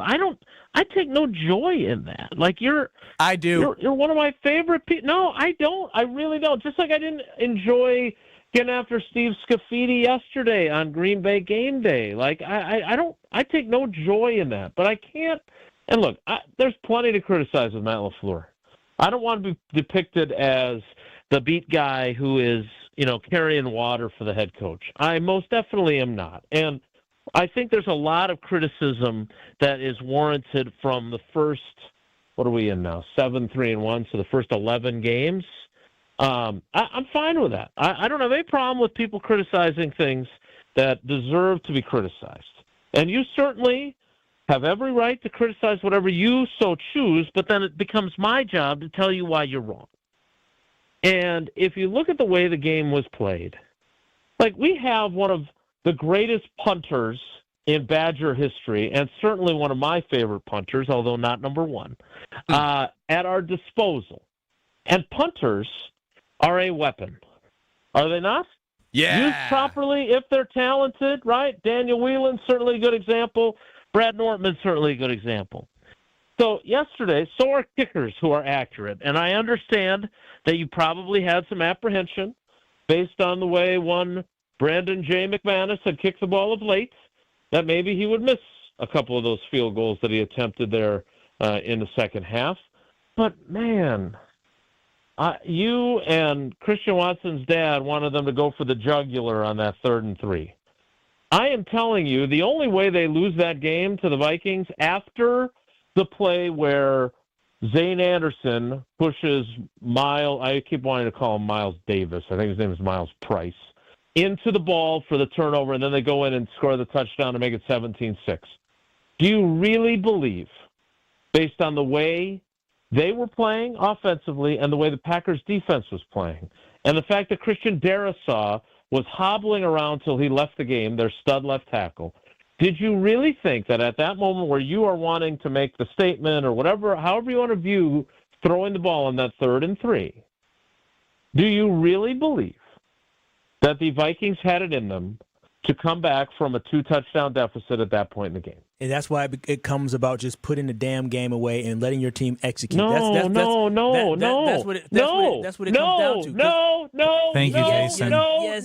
So let him speak. Wait, so Jason, why throw the ball 3 times the next drive then? All right, first of all, let's rewind to the discussion of this, okay? I don't think people are understanding how potentially significant, because Jordan Love played through it in the grand tradition of Aaron Rodgers trying to play with a broken left hand and Brett Favre playing through everything he played through. The same injury that Jordan Love has, now they can vary in severity, but the same injury that he has, a separation and sprain of the AC joint, which is where your collarbone meets your rib cage in your chest. That is the same injury that Carson Wentz was struggling in incredible pain to finish that game for the Vikings a few weeks ago. That is the same injury that knocked Baker Mayfield out of the game last night. The fact that Jordan Love was handing off with his right hand, regardless of whether the run was to the right or to the left, tells you that obviously was painful, right? Because otherwise you're jeopardizing. He didn't even do that when he had the broken thumb or when he had the torn thumb ligaments that he had surgically repaired, because that is asking for a fumble. But he did it because that must have caused so much pain in that shoulder, the jarring of handing it off that way, that he didn't do that. I'm guessing it's also why there was so much shotgun, even when he didn't need it to be shotgun yesterday. So by putting him in situations where he is throwing the ball frequently, probably puts him in greater danger. Now, I would think that some of what your argument is what you said about throwing the ball on the ensuing series. I get it. I'm assuming that Matt LaFleur was trying to keep people like you and people like you on his team happy by throwing the ball at least a little bit. But he called the same running play over and over and over again, not because he wasn't creative enough to come up with anything else. It's because he knew, and he learned his lesson from the Cleveland game. Browns game. Because and look, I still blame Jordan Love for throwing that interception. He deserves criticism for that. But the fact of the matter is that there was no way the Browns were going to drive the field to beat them if they just punt that ball away. So that's a loss that they have on their ledger. So he learns from that, is smart enough not to put his quarterback or his team in harm's way, where really only mistakes that hand the ball over to the Vikings can lose them that game. And you're killing them for it now. I don't get it. Like, do I think that they can run the same game plan on Thursday? Of course not. And if he did, you should light him up to beat the band. I don't know if you guys are doing a show on Friday, but whenever you're on the air again, if he runs the same exact game plan against the Lions, he should be roundly criticized. And quite frankly, all the people that want him to be on the hot seat should turn up the heat for sure. But I can guarantee you he's not going to run that. And for those that want him to be, that was my angle yesterday in my story. Those who want him to be all gas, no brakes, probably going to have to be a lot more gas and a lot less brake against the Lions on Thursday, right? But against a team, you saw how bad JJ McCarthy was. Why would you risk anything when you already have a 2-touchdown lead and you think that your kicker is healthy? Every time you drop back, you hand the football off or whatever it is, you're risking something. You're risking Emanuel Wilson, as he did later in that game. That's a terrible argument. It's not a terrible argument. Emanuel Wilson, his knee was down, but anything can happen. Jordan Love is your best player. I think asking to put the ball in Jordan Love's hand on one play on 3rd and 3 to move the chain. Which of the players was playing with an injury? I'm sorry, which of them was playing injured? He played the whole game injured. If you're not good enough to complete minimize the risk. Wait a minute, stop it. If you're not good enough to complete a pass 3rd and 3 after you pass the ball throughout the game, you pass the ball the next drive, and you're going to sit here and tell me that, we needed to protect him on the 11-yard line when you're going in to potentially score on 3rd and 3. Stop it. Time and score mattered there. Stop. Time and score. They got the ball back again, and they still threw the football. I'm just saying, one play, 3rd and 3, put it in Jordan Love's hands and move the chain. That is the thing. I'm not criticizing the whole game play calling. I'm talking about in that moment, I wanted Matt LaFleur to be less conservative and more aggressive and put the ball in Jordan Love's hand to move the chains, especially from the 11-yard line, to try to put the ball in the end zone. That's all. So he kicks the 30-yard field goal and look, maybe it's possible. I think LaFleur even said it after the game, that the reason why he ran it was he was thinking it was 2 down. It was 4 down territory, and he was going to run it again. But they lost. Right. So So if that was his theory, that he could then run it again on 4th and 1, you still have an issue with them not throwing it there? My whole thing was, I said, you know what? I understand where he was getting at, but I would have loved the fact that he would have just thrown the ball on 3rd down on the first place because I wanted him to be more aggressive. When he explained it after the game, I said, okay, I get what his mentality was. It was, we've been picking up yards, running the football. He wasn't expecting to lose 1 yard, but I would have preferred to throw the ball anyways on that play. That's what it came down to for me. And on the next drive, they throw the short pass to Fitzpatrick that gets called back. Then he, again, throws a ball that gets the ball out of his hand quickly, short pass to Wilde. Then he gets the ball out of his hand quickly again to Watson, and then they run Emanuel Wilson again. So it's technically, since the first pass is wiped out, it's 2 passes in a run, and then they settle for another field goal, right? So, he's not throwing anything. If you don't believe that he wasn't protecting Love, I can't have this debate with you, because the way he called the passes that he did run were also get the ball out of his hand quickly so he's not in danger. Did you see the play where Eric Wilson comes up the middle and no one blocks him, and he makes and Love makes an unbelievable throw to get. He's playing with that injury. He sees him get hit on that play. There was another play too where he got hit pretty good. I don't understand why you don't think the idea of protecting your allegedly franchise quarterback it's 3rd and 3, in a game that you're up by 14 points. 30, I understand if they ran the ball. If they ran the ball the entire time after this, then fine, you got it. But you literally just told me about how they ran threw the ball. 3rd and 3 again on the next series. But they threw the ball the same time the next series as well. I'm just saying, Jason. Everybody's telling me, we just got to protect Jordan Love. Well, didn't do it the next drive because he threw the ball multiple times and one got called back. You're right, Kyle. They didn't run the ball 50 times and didn't have him throw it 0 times. You're right about that. Thank you. Jason, I appreciate you joining because I feel so much more at peace. I had so much more I wanted to ask Jason, and then there was so much more. Brad didn't get to ask Jason any questions. There's so much more than this one play. It was validation that I know I'm not crazy. Jason is what else you want to ask? Yeah, Jason, what else you want to ask? You got something else, I'll make you a deal. I'll make you a deal. I'll stay around and answer more questions if you don't try to grade how the segment went. I don't grade how the segment went. I say if I liked it or not. And this one, Jason, he'll be mad because me and you didn't see eye to eye. I go based off if we see eye to eye. You were phenomenal on Thursday. We were cooking. I don't give you grades. Wait, so you grade it, but I don't give grades. Whether you liked it or not. Okay. It's just if you agree with his opinions or not. Jason, it's a bit. If you agree with me, I say, oh, Bulaga was phenomenal today, or Tausch, he was cooking today. Like last week, Tausch was good until he wasn't. Yeah, I don't operate that way. What was the question you wanted to ask? Brad, you want to go? You said you had more questions. Now you're deferring. I could definitely ask more questions. Kyle, you go. Okay, it's Kyle Wallace, Jason Wilde. It's like Sunday Karma at 10:30. Yeah, well, we're coming back at 10:30 on Sunday Karma. How was Micah Parsons overall? Is his presence and his performance? It's just changing his defense in this game. Like when this last game just happened with the Minnesota Vikings, his overall presence is just incredible. I mean, you got to say, Jason, at this point, this trade was a 100% win for the Green Bay Packers, was it not? Yes, I agree with you, Kyle. Thank you, Jason. Interview's going good. You're welcome. Jason. A+. Jason, Emanuel Wilson had an awesome game, obviously. Did he make a case in your eyes to get more touches even when Josh Jacobs comes back healthy? Well, it depends if Kyle thinks so I can agree with him or not. Look, no. That should be. Oh, Jason, you could have just ended there, and that would have been great because I was going to ask you one. You could have done the same thing. I want to give Brad the proper respect. I do think that he has made a case, and look, he made a case last year, right? I mean, people forget that this is a guy who ran for 500 yards last year, averaged just a tiny little smidge under 5 yards a carry. Like, he's a really good number 2 back, and nobody really knows him because he came from a tiny Division II school. And I just think that, there are teams in this league that could win with him as their running back.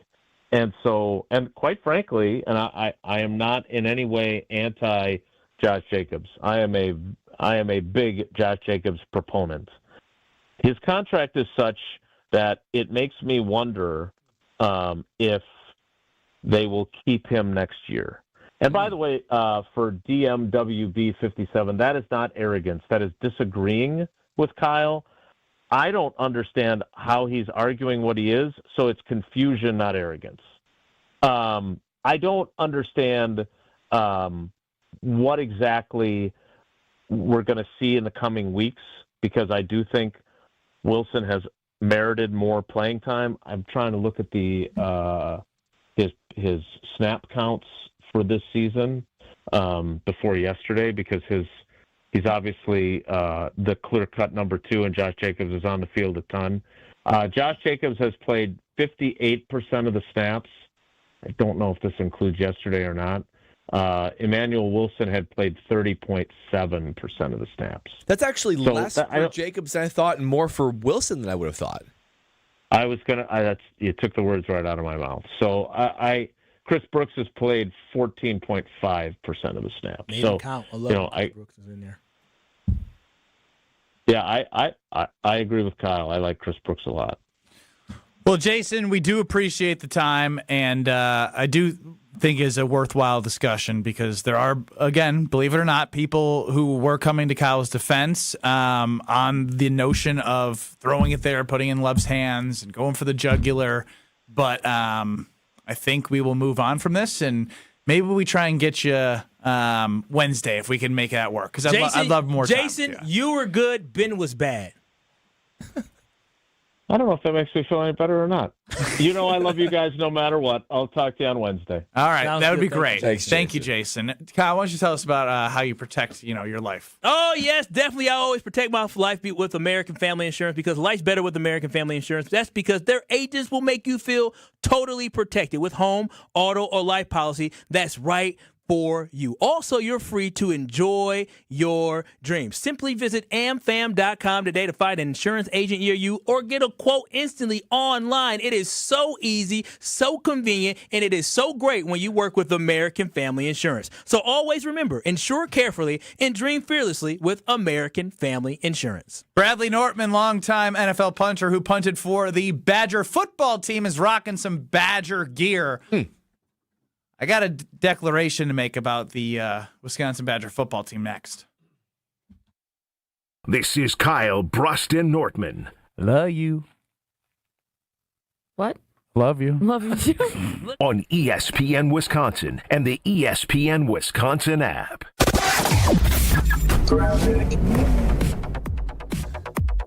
Eastbound 94 still has that accident right at Highway 100. The shoulders are blocked right now. It looks like we've got a little bit of a backup coming in from before the county line, so keep that in mind. It's just at Highway 100.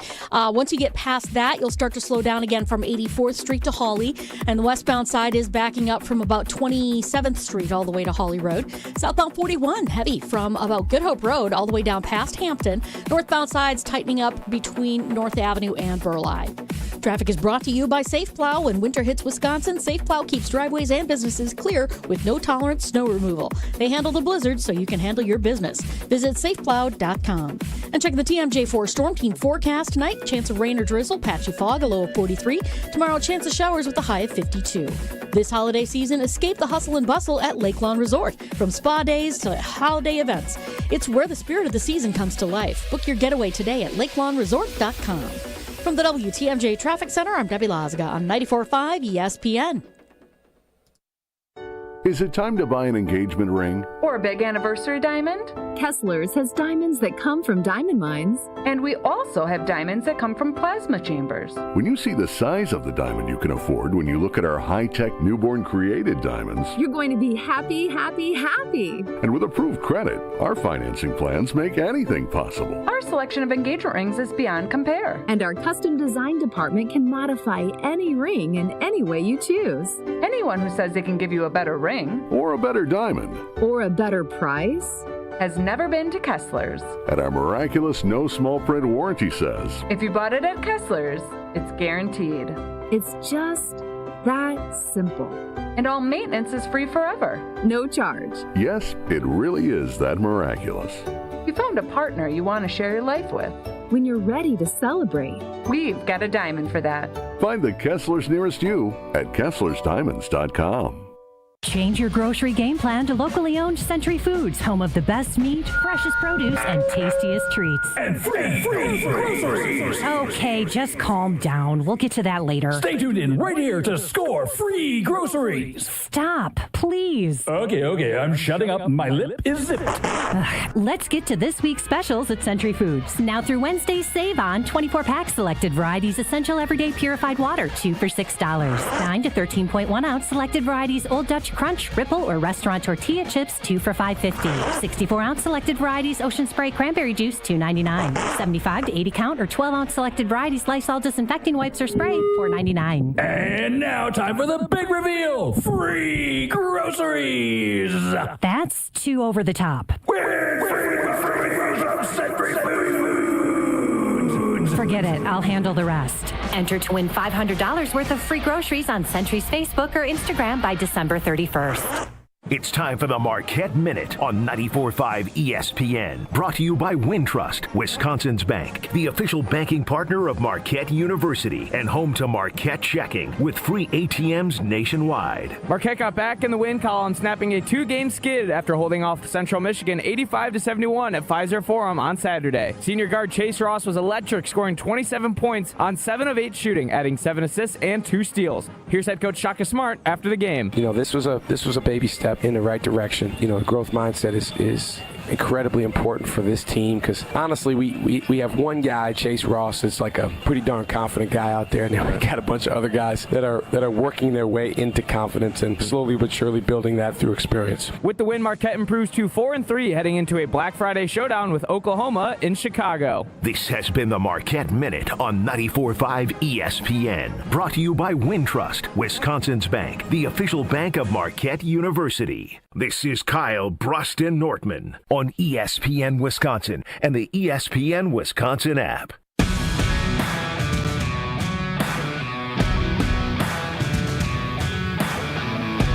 Ben Brust, Kyle Wallace, Bradley Nortman, Alex Strofer on the show. It's a Victory Monday brought to you by Palermo's Pizza, and you can get the Cheez-It Legendary Snack Cracker in frozen pizza form. Each crust is a giant original Cheez-It flavored cracker crust that's square-shaped, ultra-thin, and super crispy, and it's got the perfect amount of Cheez-It flavor. You got Italian 4 cheese, cheddar jack supreme, and pepperoni, and with that short bake time, you'll go from freezing to cheesing.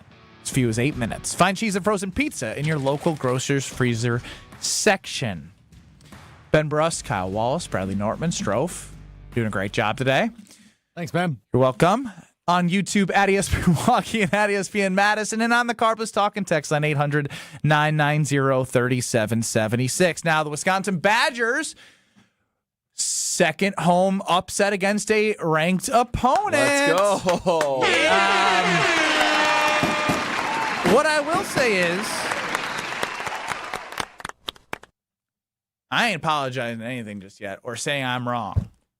But I'm willing to say that if they beat Minnesota and this team wins 8 games next year, I will give a public apology. I will go to Camp Randall. I will set up radio equipment. I will do the show outside of Camp Randall.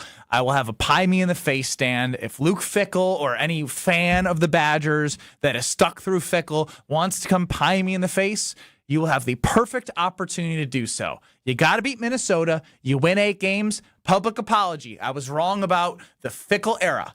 But until then, I hope they beat Minnesota because, again, the way this is all gone is I've never been like, I'm so happy the Badgers stink. I love Badger football. Do I still have the faith that this is going to all work out the way it should with how much you're paying the coach? I don't. But is it good to see wins? Yes, it is. Yeah, I mean, this has been a painful season. And Ben and I have worn, and Kyle, you too, have worn our frustration on our sleeves, right? I mean, we in real time, we're reacting, and we're trying to give our fans, and honestly, our own hearts, something to get handles on. Because when you lose games like they did, there's got to be answers. There's got to be something that changes. And to Luke Fickell's credit, and the Wisconsin Badgers' credit, and those players' credit, they made changes, and they're playing better football. They're playing with juice. They're starting to figure out that maybe we can't pass the ball. Maybe we just need to run. The defense is flying around.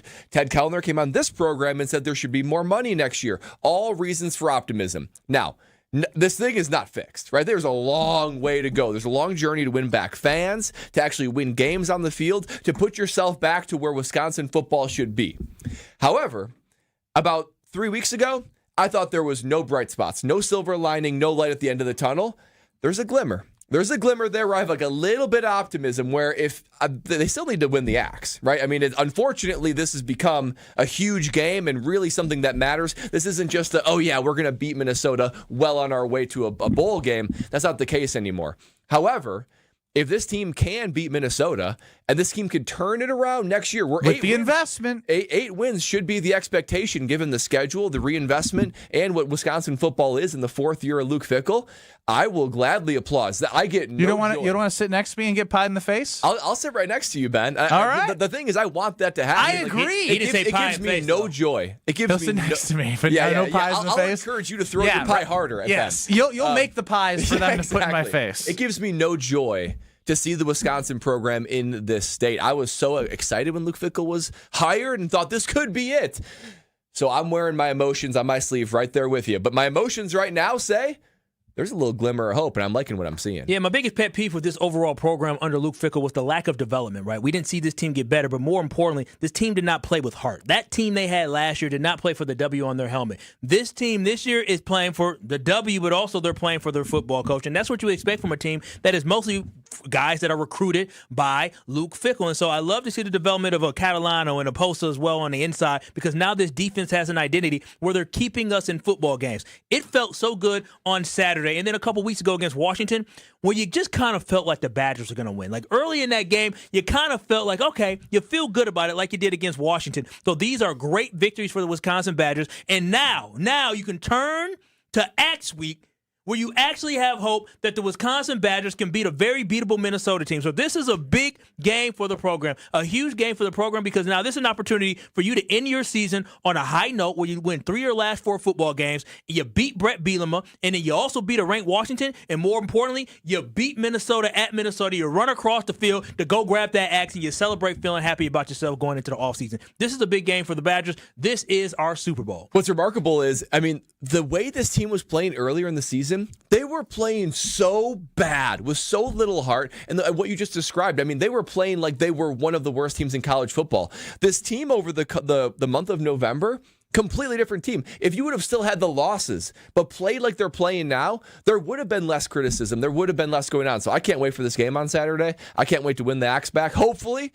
And the meaning of that axe back has been a lot greater now than in prior years. Yeah, obviously you don't like sitting on the side where the season comes down to like where, you know, whether you're bowl eligible at 5 or 7 or not, because it could be bowl eligible. I know. We could have a bowl game if they win here, fellas. We could be going back to me, it's not about bowling at 5 and 7. It's just continuing to give proof as to why people should believe. And Saturdays, I know I said it, that they don't exist. These last 3 weekends, because even in the first half against Indiana, they made people believe that something was there. And when you win 2 games, and this Illinois game, I think, was a perfect reason to rope people into, all right, we've now shown consistency. I love what Kyle said. Like, losing to Nebraska, Minnesota, and Iowa the way they did last year, to now at the end of this season, after Brett Bielema, the last time that Paul Chryst was the coach, kind of came in here and the changing of the guard happened, dominated you on that very same field. And you did that to them, winning in the trenches, the defensive line getting the pressure. Like, there's things that you get excited about as a Badger football fan, despite if you believe it all will work in the end or not. It makes you excited to see like things that are like you could rely on. I always talked about how in the old 3-4 days of the system, it could be 3rd and 6 on Wisconsin's 30. And I'd be like, one of them edge rushers are going to come off the edge and they're going to knock them out of field goal range. Now it's like you got some brick walls in there. Rager, Posa, like there's some hard-hitting, tough guys out on the field on defense that give you pride. And does the offense look that great? No. But they find a way. They've been more creative, using a little bit more direction. Better. Carter Smith is running the football. Like, they're playing to their strength. Mm-hmm. And so you got to give them that. Is it a finished product? No. But they have me excited about watching them.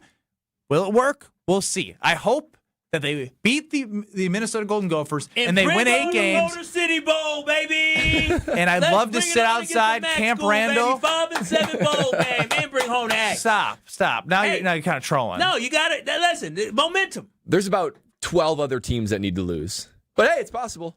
I want to be at Camp Randall getting pied in the face because that means this worked. And if it means that I'm not getting pied, it's a bad thing. Who you gonna get? Is gonna pie me too?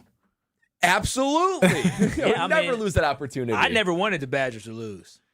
Nobody wanted them to lose. I mean, I reached a point where I thought it might expedite things a little quicker. But that's why I'm not a coach. Going to tell you about where I took my anger out when some of those losses were happening, but no longer have to. I can just go there for enjoyment with my fitness, and that's the Princeton Club. Madison, New Berlin, all those locations, Madison. You have so many things for you to do there, whether it be personal training, workout classes, going out working out by yourself, basketball courts, tennis courts. Find your better tomorrow. You can have build a strong body, a strong mind, and have a strong community, all at the Prince Club. Make sure you check it out. We wrap up ESPN Wisconsin Hour next. This is Kyle Brust Nortman, KBN. I legitimately understand sugar. Is it good, Brad? It's unbelievable. It's so good. I'm changed. Not for the better. Come on. On ESPN Wisconsin and the ESPN Wisconsin app. With Wilde and Tausch, you won't miss a play. Maybe one of Jordan Love's best games as a Green Bay Packer. I feel encouraged by what we saw. Presented by Pella Windows and Doors of Wisconsin. Obviously, still a lot of things that need to get better, but from an offensive standpoint, from Jordan Love in particular, I thought had just an absolutely fantastic game. Weekdays from 9 to noon on 94.5 ESPN, ESPN Milwaukee's YouTube channel, and the ESPN Wisconsin app. And ESPN Radio Extra Point with Evan Cohen. They're 3-7. They've lost 7 of 8. They don't have Jamar Chase this weekend. They don't have, because of suspension. They don't have Trey Hendrickson, their best defensive player, because of injury this weekend. They may or may not have Joe Burrow. They may or may not have Joe Flacco, who's got an injury as well. They're closer to last place than they are second place. Forget first place. I'll put their chances of making the playoffs at 0. Numerically, is Joe Burrow going to be significantly better than what Joe Flacco has been? I'm not saying he's not a better player. Don't get that twisted. But you get the point. Like, I get it. He's much better. There's no doubt in that. He's a top 5 quarterback in the league, MVP candidate every year, taking a team to a Super Bowl. This is not a Joe Burrow knock. This team, to me, is so far away that I can't believe they're rushing him. I find this to be wild. I find this to be another example of Joe Burrow running this team and no one standing in his way. Someone needs to protect Joe Burrow from himself. Actual price will depend on product and subscription plan. Featured products are compounded drug products, which the FDA does not approve or verify for safety, effectiveness, or quality. Prescription products require an online consultation with a healthcare provider who will determine if appropriate. See website for details, restrictions, and important safety information. Want a boost in and out of the bedroom? Hims has you covered. Introducing a new 2-in-1 approach to level up your game. Tadalafil for better bedroom performance and zinc for testosterone support. Put it all together and you've got what you need to turn things all the way up. Getting started is simple. Just go to hims.com/joy to start your free online visit. Through Hims, you can access ED treatments including pills, chews, and more. 100% online. No office visits, no pharmacy lines. Just fill out a simple intake form and a licensed medical provider will determine if treatment's right for you. If prescribed, it ships free and discreetly to your door. Find affordable treatment options at up to 95% less than brand names at hims.com/joy. That's hims.com/joy, HIMS.com/JOY. When it comes to joint replacement, you want the best care available. The Orthopedic Surgery Center in Pewaukee is a leader in joint replacement, offering same-day surgery with advanced technology. Their team of experts specializes in knee, hip, and shoulder replacements, using the latest techniques to minimize pain and recovery time. The team at Orthopedic Associates of Wisconsin can get you back to what matters, living pain-free. Total joint replacement. There is a difference. Visit orthowisconsin.com. UW Credit Union presents the Student Athlete of the Week, supporting local student athletes as they grow on the field, in the classroom, and in the community. UW Credit Union is here for every you. Learn more at uwcu.org. With your UW Credit Union Student Athlete of the Week, I'm Will Summers. This week's UW Credit Union Student Athlete of the Week is Waukesha South McQuantico senior swimmer Ella Antonuski. Competing in her home pool at the WIAA Division I State Championships, Ella capped off a legendary high school career, taking home her 4th first place finish in both the 200-yard freestyle and 500-yard freestyle. That feat makes her just the second girl in Wisconsin history to win 4 state titles in 2 separate events, joining Waukesha North's Connie Wright. Antonuski dominated the competition, finishing over 2 seconds ahead in the 200 free and more than 3 seconds clear in the 500 free to complete an incredible double 4-peat. The University of Georgia commit also got to share the moment with her younger sister Avery, who medaled in 2 events, making the day even more special for the Antonuski family. Congratulations to Ella Antonuski, your UW Credit Union Student Athlete of the Week. You're listening to Kyle, Brust, and Nortman, KBN, on ESPN Wisconsin, ESPN Milwaukee on YouTube, and the ESPN Wisconsin app.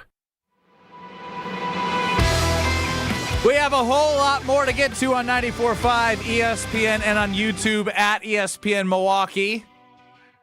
I think we can put to rest the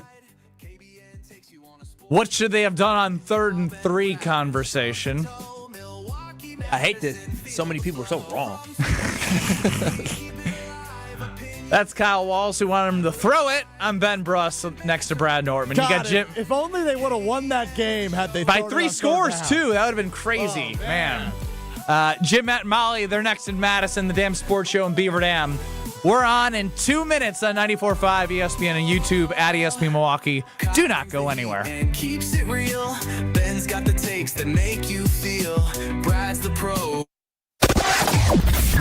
Eastbound 94, we have still this accident just about at Highway 100. The only thing left is the stuff on the left shoulder. So it's a car and a squad on the left shoulder there. Delays have gotten a lot easier heading through that point. But we do have delays from 84th Street all the way to Hawley Road. Westbound 94 backing up just before 27th Street to about Hawley Road. We got the bypass starting to slow down a bit on the southbound side, just south of Greenfield Avenue. Pockets basically scattered all the way down towards Lincoln, and then again from Beloit Road down and around the Hale interchange to about Forest Home. And checking the TMJ4 Storm Team forecast tonight, chance of rain or drizzle, patchy fog, a low of 43. Tomorrow, chance of showers, a high of 52. Weather's brought to you by Wisconsin Indoor Golf Center in Waukesha. Play over 2,000 courses, including that famous one with the green jackets. Book your bay at wisconsinindorgolfcenter.com. From the WTMJ Traffic Center, I'm Debbie Lazga on 94.5 ESPN. At Citizens Bank, we believe banking is more than transactions. It's about being recognized and remembered. It's feeling like you're understood and supported along the way. It's the small stuff that says, we know you. Because when your bank gets you, banking just feels better. Citizens Bank. Bank where you belong. Learn more at citizensbankwi.bank/belong. Citizens Bank is member FDIC. Hey, it's your friend John McGivern. In a world full of chaos, I'm grateful for a health plan that has my back. Network Health is so reliable and trustworthy, they always put me and over 126,000 members first. It's just what they do and what they've always done for over 41 years. Call 833-7-NETWORK today. HMO and POS plans underwritten by Network Health Plan. Compensation has been provided for using this endorsement of Network Health. Tune in to KBN every day at 2 o'clock. Kyle, Brust, and Nortman. 94.5 ESPN is WKTI and WKTI HD, Milwaukee. A locally owned Good Karma brand station. Broadcasting live from the Gruber Law Office's One Call That's All studio at the Avenue in downtown Milwaukee. This is Kyle, Brust, and Nortman, KBN on 94.5 ESPN. The ESPN Wisconsin app, and streaming live at ESPN Milwaukee on YouTube. The 414 Hour on KBN is brought to you by Siding Unlimited. Siding Unlimited is Wisconsin's leader in Pella window installation. Looking for new windows, siding, roof, and doors? Visit them at sidingunlimited.com. It's the 414 Hour at 4 on KBN. Skull! Skull! Skull! Skull! Skull! Skull! The way the crowd got into it with the defense, there's nothing better. I would probably say defensive celebrations after a turnover are better than touchdown celebrations. Yes, especially when everyone gets involved. The whole group comes in, like the way they like wave each other on, like I love it. Yeah, that is fun. It's all about team. It's fun. Nobody's getting fined for that, are they? Well, and they get to do that like once a month. You turn your mic off. Sorry, that would be important. Defenses get to do that like once a month, right? Like where it's like a real, legit team celebration. Offenses, every week you get a touchdown. You can celebrate. Yeah. Defenders, oh boy, do they love a team celebration. Come on, let's go down there. Everybody Let's together go down now. there. That does seem very fun, especially after that huge momentum shifting play where you get to celebrate. Yes, the big thing is the crowd didn't I don't know how they fix their problems because I think like their quarterback situation is what it is. And so the good news is I have the utmost confidence either the Packers are playing for nothing in Week 18 or they're going to beat the snot out of them. And so they can't like do anything back at you this year, you know? Yeah, I don't think JJ's getting better. Yeah, I mean, what would be the fear? You go to Minnesota and they do a do a leap. They try to replicate just the real quick. leap. I think it's something because it's still so early in the season we haven't acknowledged. The Packers have officially won more NFC North games this year than they did a year ago in its entirety. 2-0? Mm-hmm. Yeah. They won 1-5 last year. It's kind of nuts, given that they were an 11-win team. Stat of the day from Alex Strofe. I'm Ben Brust next to Kyle Wallace and Brad Nortman. Out of that? Well, I mean, like I thought of it when like they won. What it tells me is the hurdle was so low last year. Like that in terms was of the rest of the schedule? 1-5 in your division is so bad last year. Right. So the fact that they've only played 2 games, they've already cleared that hurdle. It's impressive, and it should be celebrated for sure. But like, it just tells me that last year's division games, they did horribly. I can't believe the Packers have all these division games at the end of the season. I kind of love it. I love backloaded division. Would you, as a player, like this? I would like that. Not as a punter, but your other teammates that you talk to that have to grind the divisional games. My teammates would tell me yes, I loved it. My teammates would love it. It's fun knowing that everything's in front of you, right? I mean, when you play, there is something about December divisional games that are just so exciting. There's a different juice in the crowd, and it's kind of fun when you play a team and then you play them again in like 2 or 3 weeks. Yeah, that's always seems odd when you play a team twice within 3 weeks. It is odd. It doesn't happen commonly, but obviously the Packers are going to do that with the Bears. The Giants and Eagles did that earlier. And it's it can make strange things happen because it's really hard to beat a team 2 times doing that. One of the reasons why I think Packers probably split with the Bears because it's just hard to do.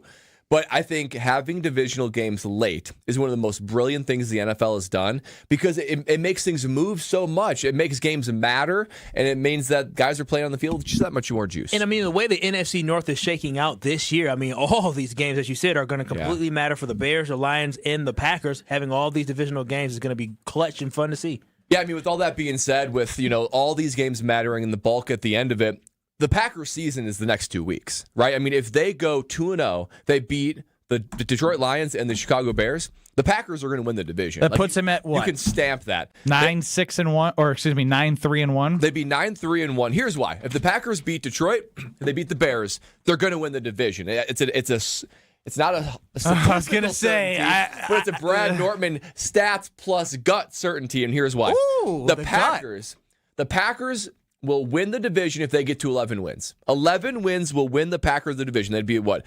11-5-1 is what the record would be. An opposing team, like the Bears and the Lions, would have to get 12 wins to beat them, right? The 12-4 would obviously beat them, but if they have 11 wins to higher losses, the Packers would win that tiebreaker. So if the Packers then have 9 wins, they only need 2 wins the rest of the year. One of those is going to be the Minnesota Vikings. Like especially if they're playing for something. The Minnesota Vikings are not going to beat the Packers in Week 18. So then you're telling me that between the Broncos, the Bears, and the Ravens, not an easy stretch, but you got to win one game out of those 3. If the Packers can win on Thanksgiving against the Bears, it'd be easy money. The Packers will win the division because also the other side of the coin is Chicago gets a loss, Detroit gets a loss. Bears play the Eagles on Black Friday. They're going to lose that game. I know the Eagles are sort of in a funk. Oh, man, right now. you're putting a lot of the Packers are going to win. The Bears are going to lose. I like that. I'm several chess pieces ahead, boys. My mind is like a guy who's like trying to solve a conspiracy behind him. So the Bears would have to then finish and win 4 straight, or the Lions would have to finish and win 5 straight. That's just not going to happen. Packers win Thanksgiving and against the Bears. They're going to beat the Vikings. You just got to win one game, and then the rest of the teams have to win out. This is not going to happen. Do you like Brad? So this is like Brewers math, but Brad math for the Green Bay Packers. It's projecting and prognosticating with a little bit of gut. I think what you're prognosticating and projecting for the Green Bay Packers, if they do win those 2 games, it is a foregone conclusion that the Green Bay Packers are going to make the playoffs and they're going to win the NFC North. Because with those 2 games, it isn't just 2 victories. Those are 2 victories against very good football teams. I mean, listen, the Lions are still a very good football team. The Bears are not bad this year. They don't suck. The Bears still suck. The Bears don't suck this year. They beat bad teams. Now they're going to have to, step their game up as they go with the rest of their schedule. But the Green Bay Packers playing the Bears, they don't suck this year. Does the quarterback, Strofe, Caleb Williams sucks. Does he suck still to you? TBD. We'll see. TBD, we'll see. I will say Ben Johnson doesn't suck. Ben Johnson does not suck. But if you win those 2 games...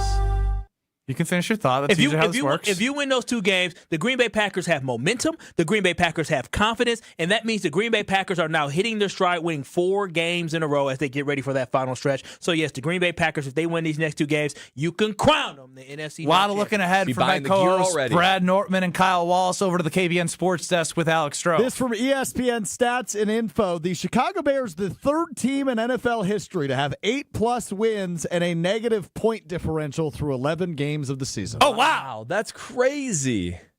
All their games are close. All their wins are close. They got and then the Lions 52-20 won them or something.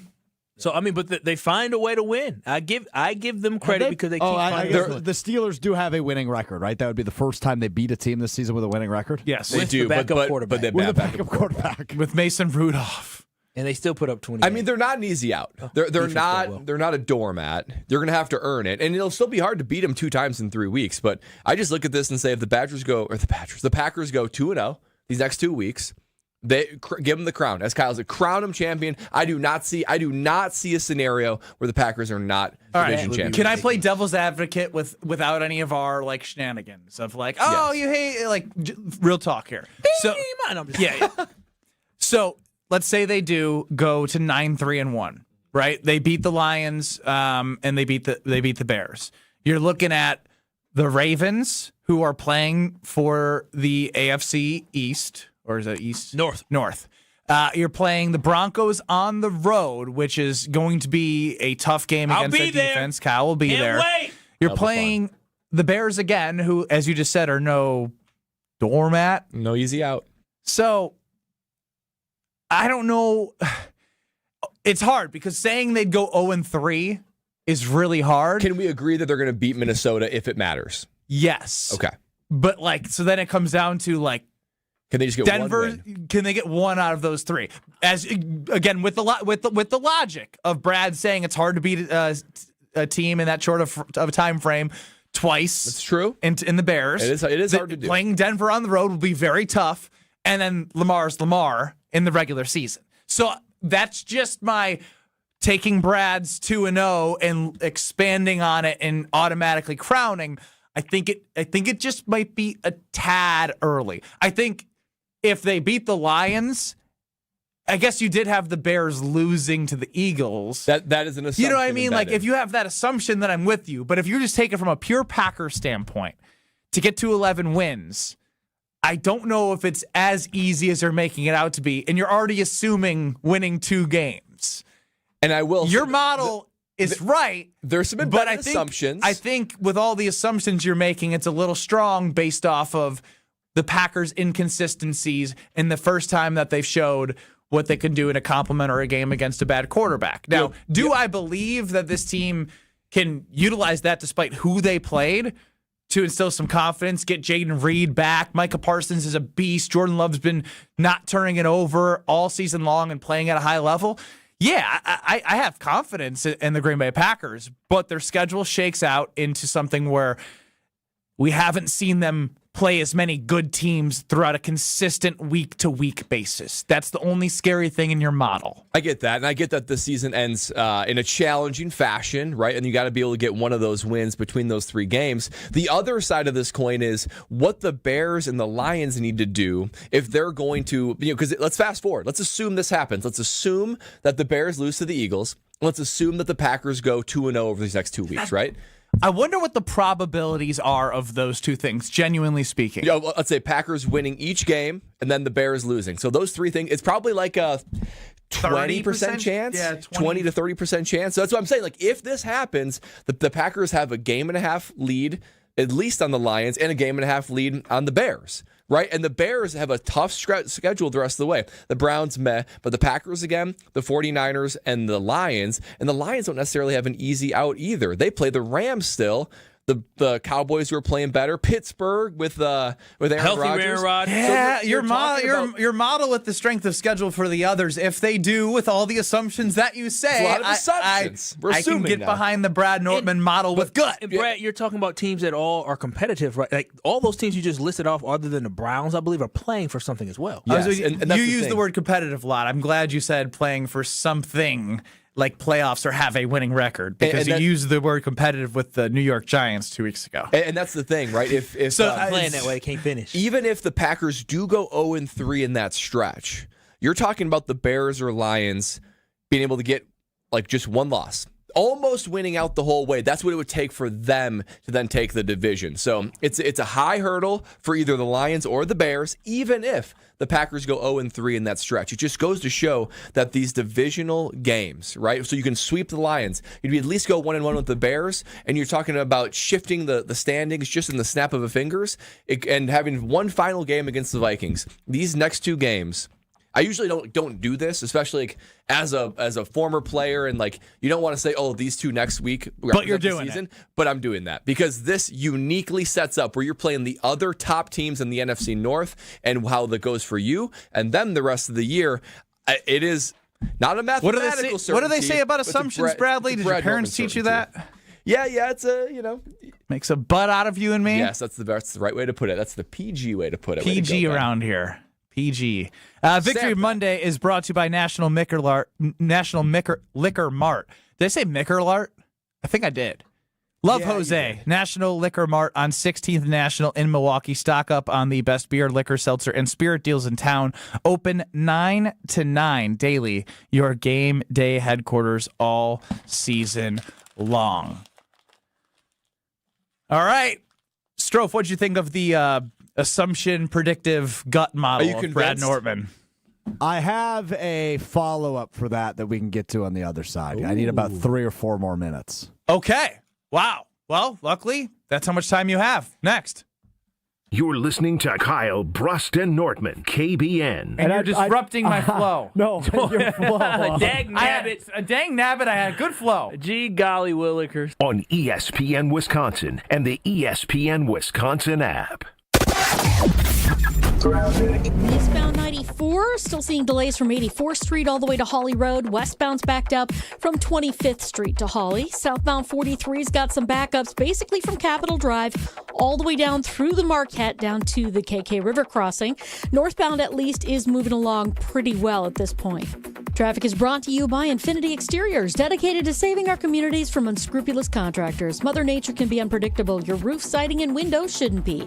We install peace of mind with transparency and quality guaranteed. Visit infinityexteriors.com. And check the TMJ4 Storm Team forecast tonight. Chance for rain or drizzle, but patchy fog with the low of 43. Tomorrow, chance of showers, a high of 52. From the WTMJ Traffic Center, I'm Debbie Lazaga on 94.5 ESPN.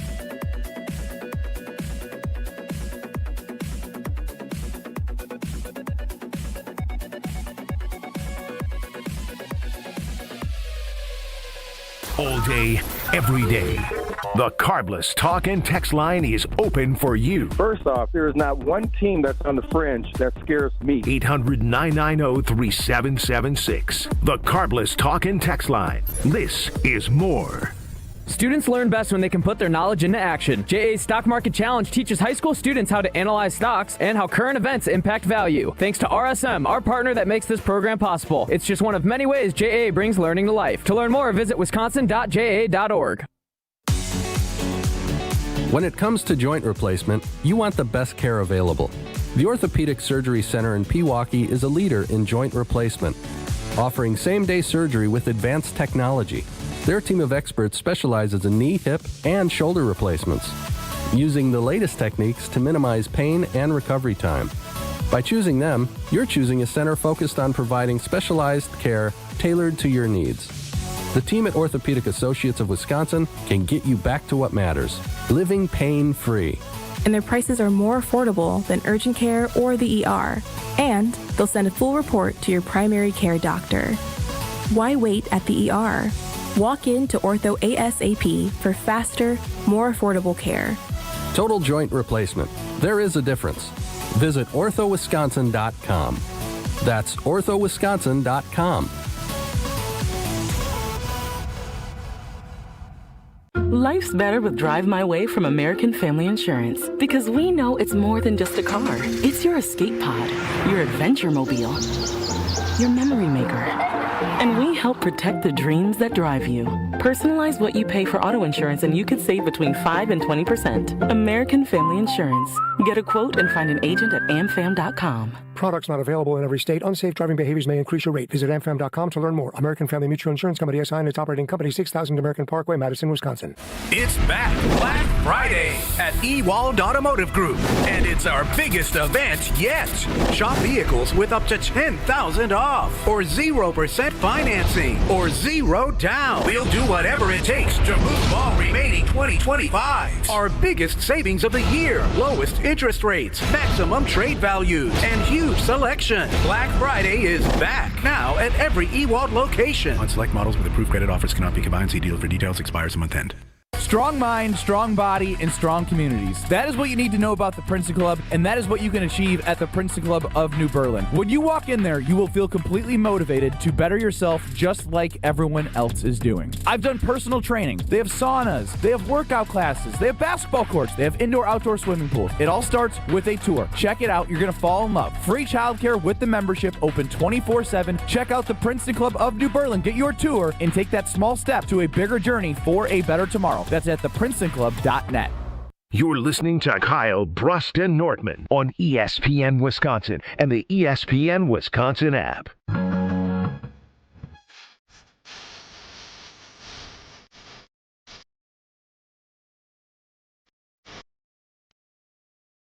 Oh, long now before I get in the car and drive home, and every time I do, I'm reminded, boy, my car is beautiful on the inside and out.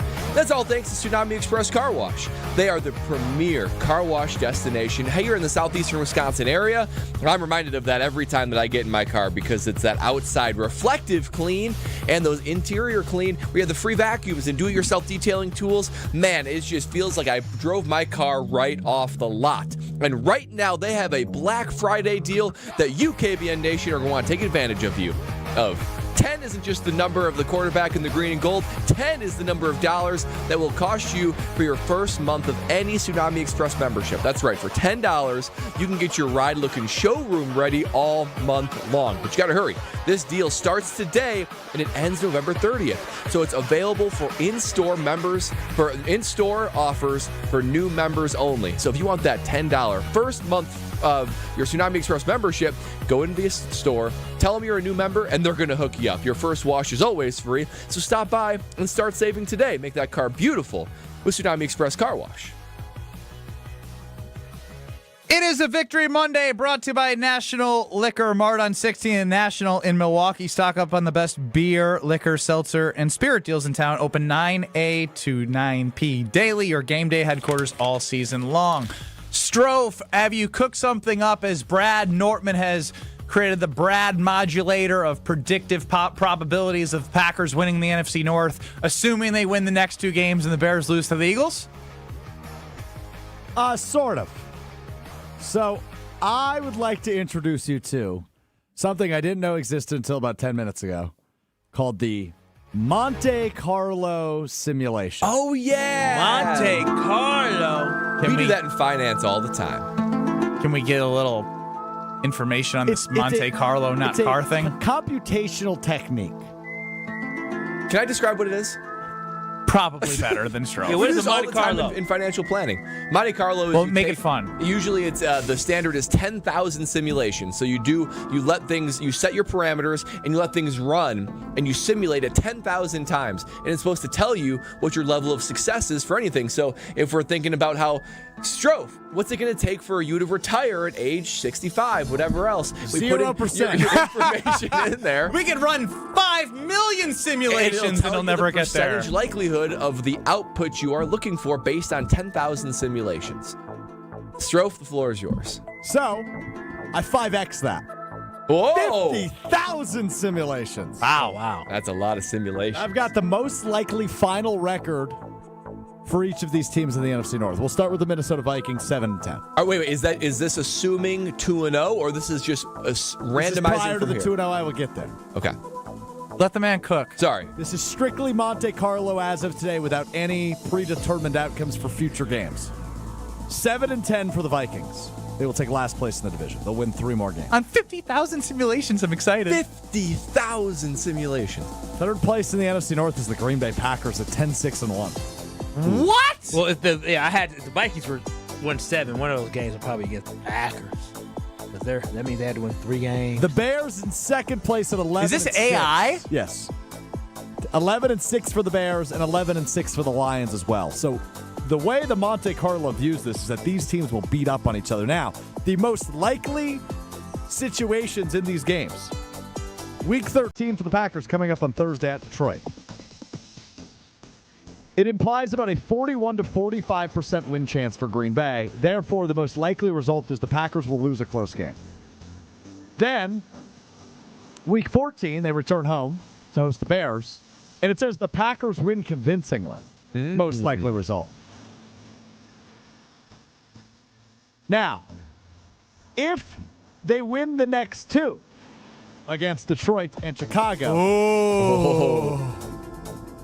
it is very likely the Packers have at least a record of 12-4-1. Oh, wow. Oh, my.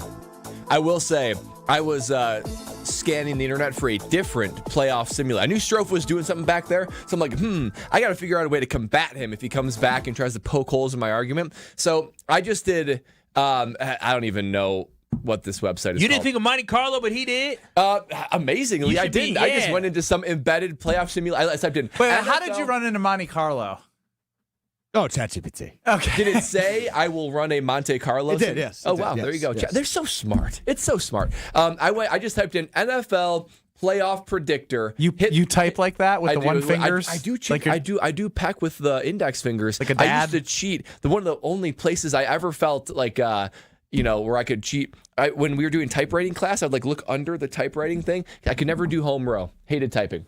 Anyway, so I did that. I said picked 3 games, right? The Bears lose to the Eagles. I had the Packers beat the Lions, and I had the Packers beat the Bears. And I said, go ahead and simulate all the rest of it. Wouldn't you know it, the Packers, 12-4-1, the number 2 seed in the NFC, winning the division. They ran their many simulations. So it doesn't say it's going to happen with a 90% chance. So did we run simulations that tell us what we already knew, which is the next 2 games, which we were all talking about before the Vikings game, and them having 3 straight divisional games was going to determine the outcome of the Green Bay Packers season? Yep, you got it. But isn't it fun to throw some math behind everybody? it? I want to know who Monte Carlo is and how they have a car and a model named after him. My goodness. Monte Carlo is the city in France. Paris. Or not No. In Paris. In France. Yeah. Well, apparently have you been there? casino. Have you been there? I have not. I want to go, though. You've been to Paris, though, right? Yeah. Paris is great. It is beautiful, isn't it? Have you been to Paris? No, I have not. You? Come on now. He been to Paris? I was going to say, you're kind of a world traveler. I am. What, Ben didn't believe I was a world traveler? You're kind of a you sneaky fly world traveler. Spirit, so I don't know if they go direct to Paris. Here's the thing, though, with Kyle. I've been all over the world. Kyle's been all over the world sneakily, but he refuses to fly with a nice company. Nah, when you fly international. Domestically. I've been to Nigeria. What? No I've way. Been, oh my gosh, I wasn't doing the show when I went to Nigeria. I feel like for a wedding. I feel like I've heard you say that you prefer airlines that you're accustomed to, even international. Are you taking airlines that? No. I dealt the big 4. Yeah. No, I'm only flying the big 4, and I just said the one I love. If the Packers win the next 2 games, by the way, their chance to win the division is 68%. That's it? I mean, that's pretty high. Chicago would still have a 22.5% chance despite losses to both Philadelphia and Green Bay in this scenario. Then AI's stupid. Yeah, and because Detroit, it's 100. Because it's not taking into account that point differential that Detroit we would be talked down to about. 10%. They're just looking at records. They don't know enough. It's 100%. They're not looking at Caleb Williams. You dumb Brad Nortman model. Yeah, honestly, I trust Brad over AI on these percentages. Yeah, let's go, Ben. 68% chance Monte Carlo, bro. to win the division if they go 2-0. Benny, Monte Carlo. Okay, don't try and Monte act all Carlo, smart bro. back there. Just because Monte Carlo, it's a computation technique. When's the last time you did 50,000 of anything? When's the last time you used the word computational in a sentence? I've never used it. That's my point. Monte And Carlo, bro. I can computationally tell you that I don't like Monte Carlo. So if Monte Carlo is telling you 68% chance, are you believing Monte Carlo or are you believing Brett? That's what I'm saying. I'm literally cast saying his vote. if they win the next 2 games, I would 100% say that it's above 68% chance. Yeah, I would say that. It's also worth correcting that Monte Carlo is technically in Monaco. not. Well, I mean, which is South France. Oh, it's in Monaco, which is the second smallest country in the world. Wait. Monaco is southern France. But what do you mean it's the second smallest country? Yeah, it's not. It's a country. It's not in France. It's just like a. Wait. I'm so confused. Monte Carlo's in Monaco. Monaco's not in France. Not France? technically in France. It's just south of France. I think it used to be, technically. Oh, wow. Little Liberation? Independence Day? Wow. Good for them. I didn't know that. Rebellion. Powerful. Nerd Brad is my favorite. You got any more? Do any of you brainiacs got? You're a fake brainiac, by the way. Independence Day? Liberation? Good for them. Rebellion. Do you guys have anything more from your simulators? I'm just blown away that Monaco is not in France. Monaco left during the French Revolution, which lasted from 1793 to 1814. That's a long time ago. It is like a sliver of land. After being annexed by France, Monaco regained its independence in 1814, though its sovereignty. I think it's really expensive to live there. This would be like was formally restored and redefined by a treaty in 1861. This would be like Delaware saying we're just going to be our own country. It's smaller It's than crazy. that. Smaller than that. It's tiny. I don't know. What, this is France, like Milwaukee. It's like France, Milwaukee take saying them back. we're our own They country. ain't got no military. Hey. Roll over them. They don't care about borders no more. Roll over them. Does Monaco have an army? Hell no. That's Slitherland. Ain't no way. That Monaco army, that's everybody. Where would you train? You can't. Where would you train? Monaco does not have a traditional It's all army. yachts. It has militarized police. That's all it has? They depend. They a have police force? Their population is only 38,000. Oh, wow. It's like Brookfield becoming its own country. It's like where you grew up. Brookfield, smaller than Brookfield. Brookfield's like 70,000. Dylan in the 262, geopolitics with KBN. Let's go. They depend on France for external defense, so they got their play freedom. Go, okay, y'all got Brookfield, Wisconsin is 10,000 more people than the country of Monaco. That is insanity. But Monte Carlo. See, it's all about branding. You know, they're just It really branding is. themselves at this Monte Carlo simulations. Brookfield needs this. Brookfield needs this level of branding, and then we can be taken seriously. Huh? The Brookfield. We'll call your simulation the Brookfield. I'm the Brookfield against the Monte Carlo. Yes. Team Brookfield. Bring it on. I like your simulation better Bring than it on, Monte Monte Carlo. The Brookfield simulation. This has been a life-changing segment. My life's changed. I'm not gonna lie. I love history. I did not know Monaco was its own country. That is a good "Are you smarter than Ben?" I would have known because Monaco is a race in Formula One. That's a dream of mine. But what does that have to do with being in France? I thought Monaco was It's like a place. region in France. Yeah, I'm smarter than all of you I always guys. thought it was like a city-state. Wait, now Ben is swearing up and down. You a Well, lie. no, I'm not a lie. No, you're not. My dream race is Monaco. I knew it was his own country. Why didn't you butt in when we're Because I was watching you idiots go to work. He's lying through his teeth. He had no idea. It's a victory Monday. Shout out to Monaco. Is your life changed? I'm telling you, I feel smarter now. I do too. I can't believe I had a Monaco work was in meeting, so I France. popped out for a bit. Just tuned back, and Kyle's yelling for France to take over Monaco. What did I miss? Wheel of Strofe next. This is Kyle Brust Nortman Hey, Gabe, also, did you call us idiots? Yeah, it's exactly what I told you. Yes. on ESPN Wisconsin and the ESPN Wisconsin app. Well, we got a new issue now on the ramp from 43 southbound to westbound 94 in the Marquette. We got a crash on the right shoulder, so watch out for that. It's already going to be backed up from Capitol Drive all the way down through the Marquette down to the KK River anyway, so just keep your eyes open for that. Southbound 41 got backups just south of Good Hope Road all the way down past Hampton. Northbound sides backing up from just north of Mayfair Road all the way up almost to Capitol Drive. And then we've got delays on the bypass from about National Avenue down and around the Hale interchange to just past Forest Home. On the westbound side, it's just tightening up right past Loomis. And checking the TMJ4 Storm Team forecast tonight, chance of rain or drizzle, patchy fog, a low of 43. Tomorrow, chance of showers with a high of 52. From the WTMJ Traffic Center, I'm Debbie Lazaga on 94.5 ESPN.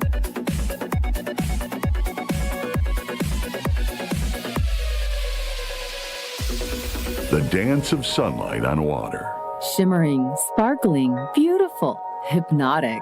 Houses that overlook a gorgeous body of water are the most highly desired houses in the world. The Bellamare collection of fine jewelry features classic white diamonds, flanked and surrounded by rare and exotic blue diamonds. Bellamare means beautiful water. Bellamare, sunlight on water, glimmering and twinkling. The dance is enticing. The look is spectacular. The impact is exciting. Blue and white diamonds created in the heart of Mother Nature Will dance and sing on the body of a glittering, sparkling woman. Bellamare. This blue and white beauty of sunlight on water should be worn on the fingers, the wrist, the neck, and the ears of the woman you love.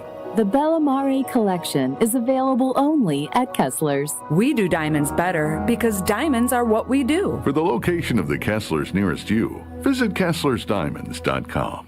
Crisp air, cozy sweaters, and a home that's actually ready for fall. Exterior Pros and Baths is giving $3,000 off roofing, siding, windows, or bath remodels this month. Don't let your home be the only thing falling apart this season. Visit extpros.com or call 262-800-4274. That's extpros.com or call 262-800-4274. Exterior Pros and Baths, because your house deserves a little sweater weather too.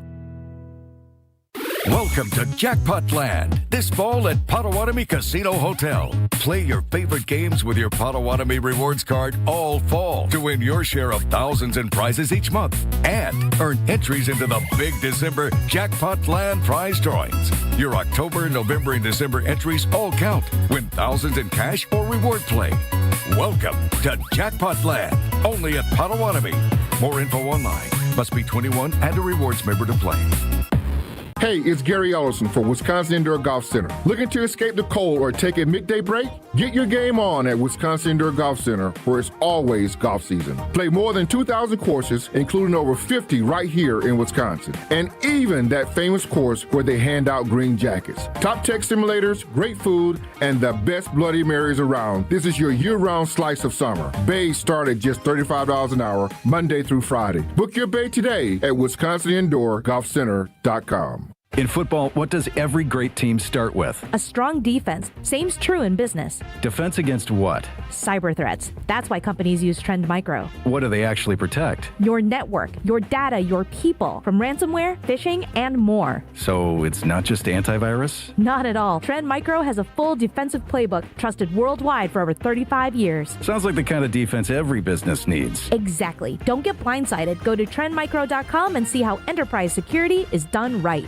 You're listening to Kyle, Brust, and Nortman on ESPN Wisconsin and the ESPN Wisconsin app.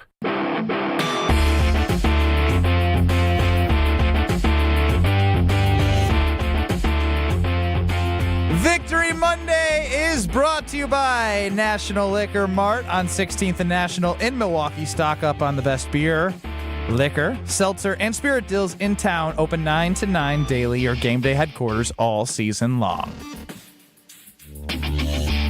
Time now on Kyle, Brust, and Nortman across 94.5 ESPN, streaming on the ESPN Wisconsin app and on YouTube at ESPN Milwaukee, to hear from Alex Strofe on the Wheel of Strofe. It's time for the Wheel of Strofe. No more geopolitics in Wheel of Strofe, okay? Let me tell you about the Vatican City. Powerful. Another day, another buckaroni. Time now for the Wheel of Strofe here on KBN. I've got topics, I've got questions, I've got thoughts, I've got questions. You never have thoughts, you just have questions. That's not true. I got some thoughts. Luxembourg's another one. Not to be confused with Luxembourg, Wisconsin, right? Also, quickly, wait. Do you know who the last ambassador to Luxembourg was? No. Tom Barrett, the former mayor of Milwaukee. He left his seat as mayor to become the ambassador of Luxembourg. It feels like a very cush job. Wheel of Strofe. I take that too. Wheel of Strofe. Any other ones? No.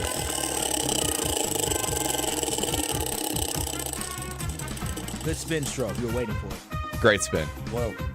No sorrow today. It's Victory Monday. From Dan Graziano yesterday at 8:55 a.m. Aaron Rodgers arrived at Soldier Field about 20 minutes ago. walked one lap around the field, flipped off a couple of the cameras that were filming, and went back inside. Used his right hand to flip the bird, so unclear if he could do it with his left. His status for today's game is still up in the air. Ultimately, he was ruled out yesterday as the Steelers played the Bears. Also, after he was ruled out and walked to the sideline, he was yelling, "Remember I own you?" at Bears fans, while likely making his final appearance at Soldier Field. It's too bad he couldn't play, but boy, does that make my heart happy. Yeah, I do love the Rodgers versus Bears team and fans. Some of my favorite moments of his era of the Green Bay Packers has been him just cooking the Bears. It's a shame he didn't One play. of the most memorable was when I think the Packers were up like 42-3 at half at Lambeau Field. And I was just like, this dude is amazing. Yeah. Also, 2018, it might have been the end of the... Yes, it was 18. Dude went to the locker room on a cart with a knee, and he came back and he put a dot on Geronimo Allison in the right corner of the end zone from 45 yards, and I was like, what is this guy? Who is this guy? I love the way he walked out. He did it just like his boy David Bakhtiari did. David Bakhtiari walked off the field, flipped the bird. I guess his last. That was it, but no, it wasn't his last. I think that was his last. Was his last game as a Packer? I think so. I think week 1 against the Bears. Yeah. He tried to come back. Remember, I think he tried to come back late and hurt his knee or something like that. Remember before the playoffs. But there's a great picture of it. Yeah, it is. This is. I'd get that framed. Or maybe that was his last game the following year. But anyways, I love the fact that Aaron Rodgers did this. When I saw this story, I said, this isn't real. There's no way he did that. Aaron Rodgers walked around, flipped the bird. Why would you assume that Aaron Rodgers' story isn't real? I saw a video of him flipping birds to the cameras. It just seemed wild. I love this about Aaron Rodgers. He will be missed when he retires.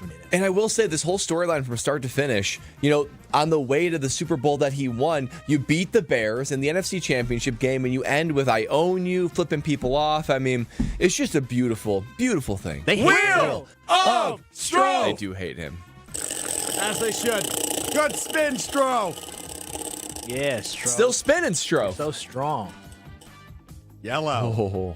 How about the mid-off of mid-offs yesterday as the Cleveland Browns head to Vegas and take down the Raiders? That's not even a mid-off. That's just bad off. Gross off. off. First career win as a starter for rookie quarterback Shadir Sanders, who said this post-game to CBS Sports. Win is crazy. It's amazing, off of 1 week of practice, you know what I mean? This 1 week of practice. So imagine, what a full offseason look like. It get dangerous. But it's just a 1 week of practice, so I'm just truly thankful, So why are you rooting against him, Stroh? When did I say that? In show prep today? I didn't like how that came off. Why didn't you just say that? I thought you had thoughts, opinions. Well, I was. You just interrupted before I could get to that. Oh, why are you rooting for him to fail? I'm not rooting for him to fail necessarily. I don't really care. He plays for the Browns. But that's not what he said earlier. I just, it's a little off-putting to me. You're quarterbacking a 3-win team. You have been on the team the entire time. So how many wins do they have? You did get a full offseason. Now 3. He is responsible for 1. Yeah, I'd be pretty proud of that, too. Flacco, responsible for 1 against the Packers also. Yeah. I don't think there's as much to this as people want there to be. I think he's better than Dylan Gabriel. But I don't know that that's necessarily a high bar. Do I think Shadir Sanders can be a franchise quarterback? Jury's probably still out. He's super athletic, no doubt about that. He's not even that. He's not even superior. Do you why this was off-putting to me is it was more about him than it was the team winning? And obviously that's just one clip from a 3-minute interview. That's it. One clip from a 3-minute interview after people have been calling him cocky and all this. People didn't have a problem with Baker Mayfield being cocky. Oh, they did. They ran him out of town. People had a problem with Johnny Manziel throwing up the Baker money. Mayfield won them a playoff game, and they got rid of him. Stupid decision. It was a stupid decision. But no, I get it. It is off-putting just saying that. You want people to be as humble as possible, but he definitely was still humble after the game in his post-game press conference. But show me the lie. I mean, you got a coach in Kevin Stefanski that really didn't seem like he was supporting him whatsoever, and he was a third-string. Right. That is he was a third-string quarterback who didn't get first-team reps. This whole thing, though, until he hasn't done anything. He's won 1 game in the NFL. He's the first Browns quarterback. He's the first Browns quarterback since '96, I believe, to win their debut. There's been a lot of them. That's a stat. To their credit, there's been 40 some of them. Yeah. Deshaun Kaiser, former Packer, one of them. I think that this,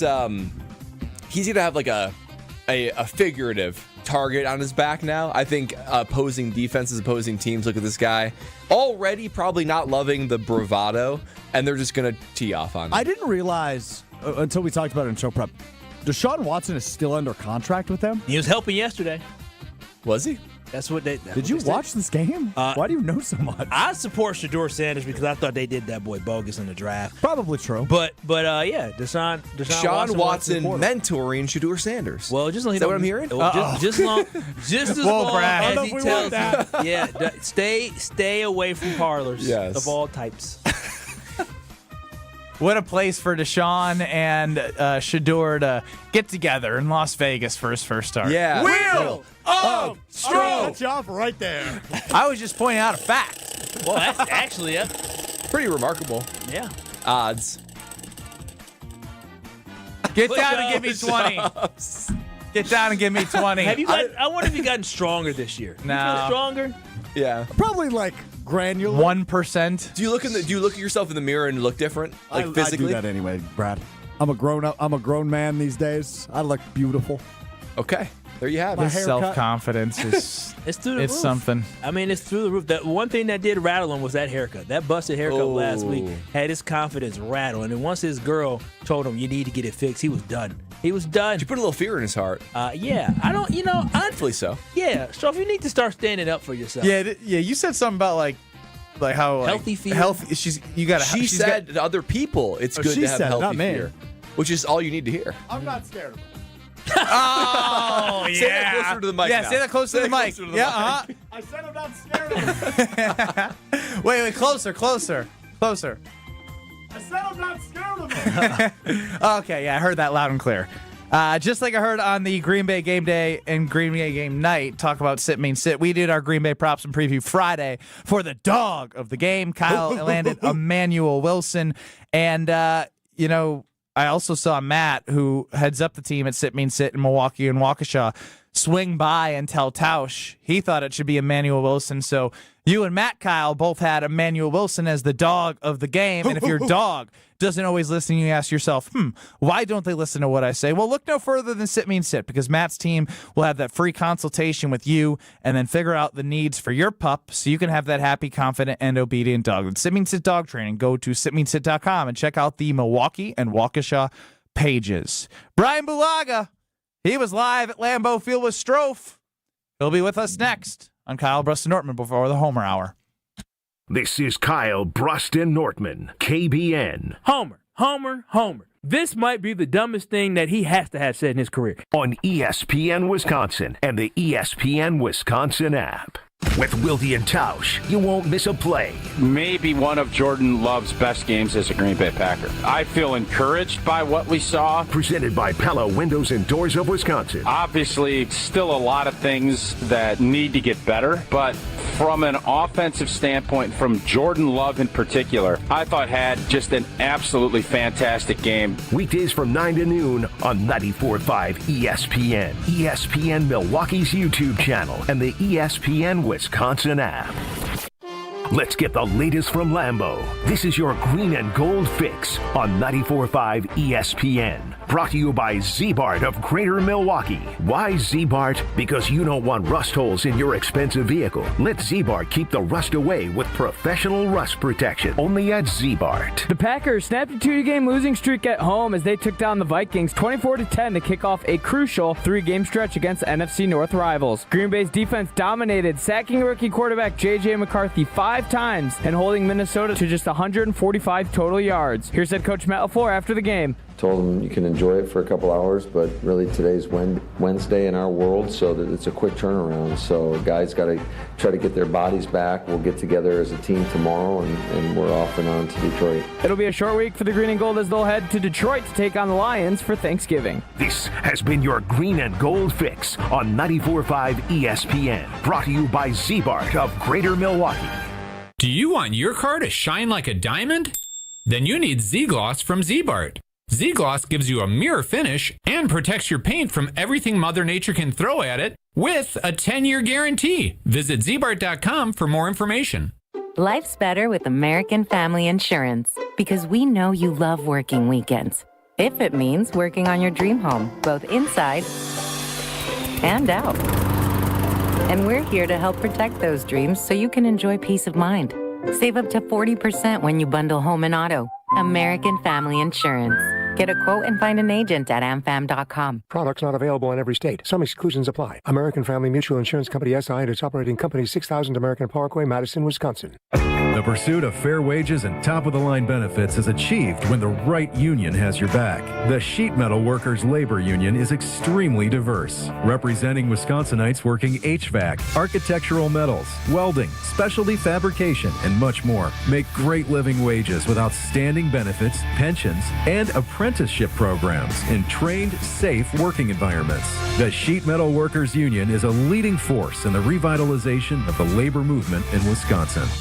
This season, the Bucks are going for it all. A game winner for the Greek Freak. Go inside the team's pursuit of a championship on Locked In, the new season of the Behind the Bucks podcast, narrated by Bucks legend Marcus Johnson. Hear from the team stars on why they think they can make history. It's all on Behind the Bucks on the Bucks Plus audio network. Behind the Bucks is presented by Gallagher, your trusted insurance broker and HR and benefits consultant. Available now on bucks.com/plus, the Bucks app, the new ESPN Wisconsin app, and wherever you get podcasts. Nothing pairs better with the day before Thanksgiving than Hoops Friends and the superior taste of Michelob Ultra. Join me, Josh DiMaggio, and the ESPN Milwaukee Street Team this Wednesday at 3rd Street Market Hall to watch the Bucks take on the Miami Heat. We'll have prizes, ice-cold Michelob Ultra, and your chance to win a pair of Ultra Club Bucks Suite tickets for the December 31st home game. Michelob Ultra, the official beer sponsor of your Milwaukee Bucks. Also enjoy Michelob Ultra at Deer Camp Milwaukee, Club Paragon Greenfield, and Bullwinkle's Brookfield.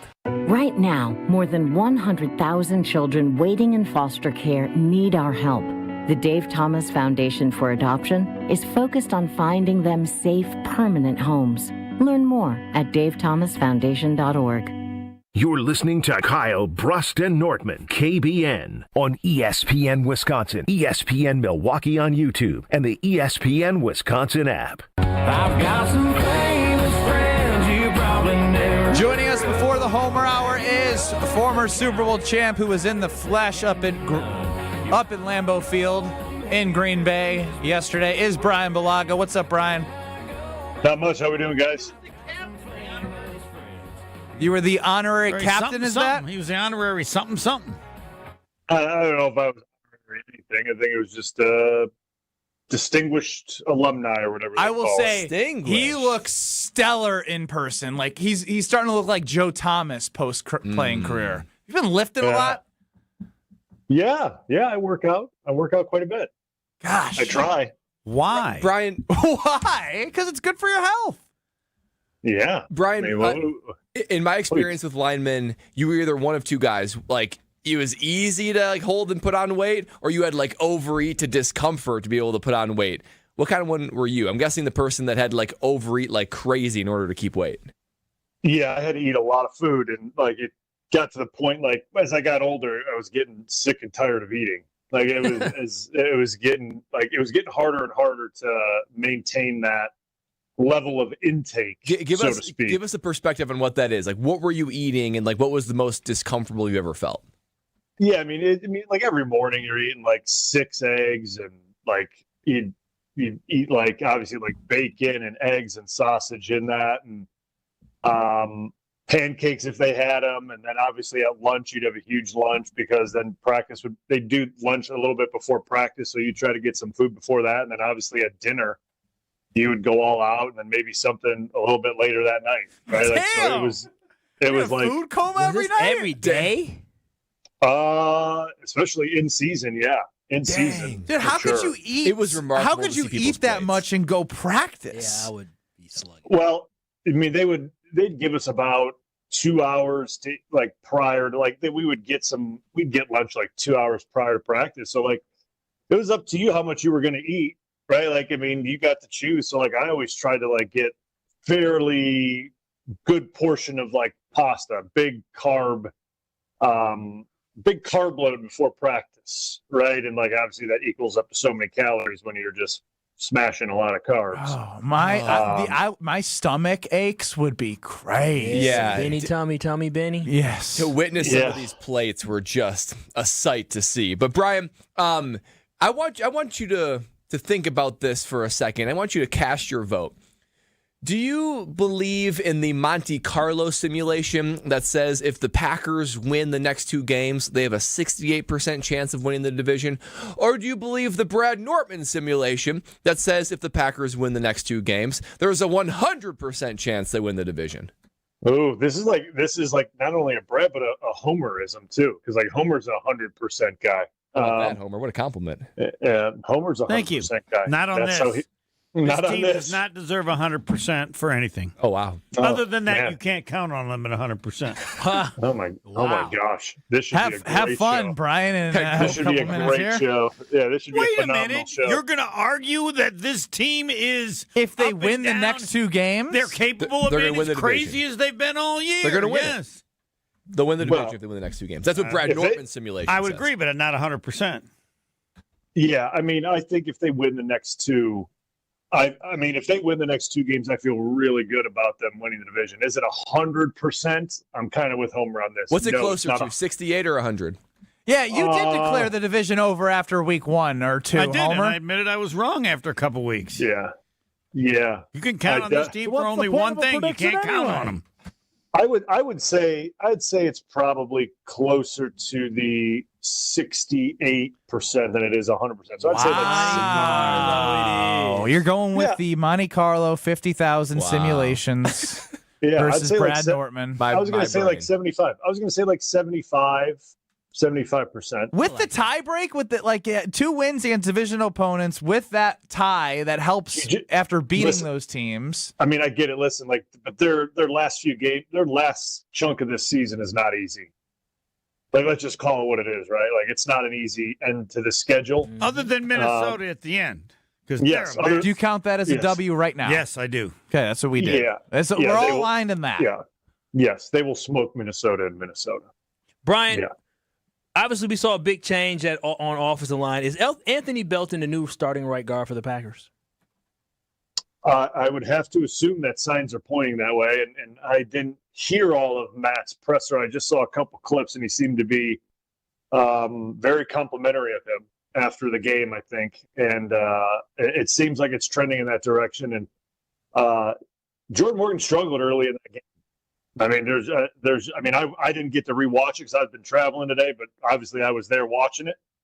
And he just struggled early on, and it was with movement, right? Like simple, just little slants inside by D tackles and things like that. He just struggled a little bit yesterday, and unfortunately, we're at the point in the season that you can't have those types of things kind of derail drives, right? Like you can't have that. Like, I mean, if it was like his first start or his second start, you're starting to, you would give a little leeway in that, right? Like you'd be okay, like he's kind of getting used to this, but we're past that at this point. So they're going to go with the guy that they think is going to get it done. I mean, it's the same thing Homer and I talked about at the tight end position. It's the same thing that we talked about at where else did we talk about that at Homer? At the DN position. It's the same thing, right? Like they're going to go with the guys that they think are going to get it done. And right now, I mean, the way Belton performed yesterday, I think they're going to go with the hot hand, and they're just going to go with it, right? Now, do I think if Belton goes to Detroit and something similar happens, are they going to rotate?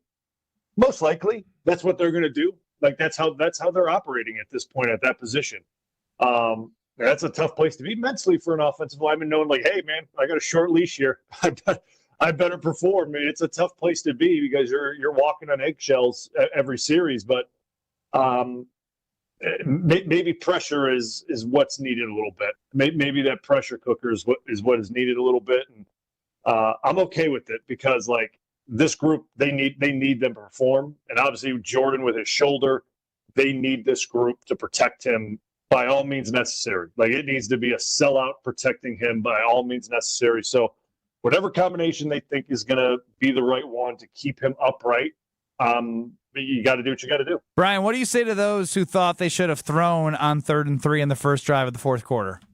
No, like come on, like the game was done. Like Kyle, have anything to add? Yeah, I just say, hey, Brian, put the ball in the hands of Jordan Love to move the sticks.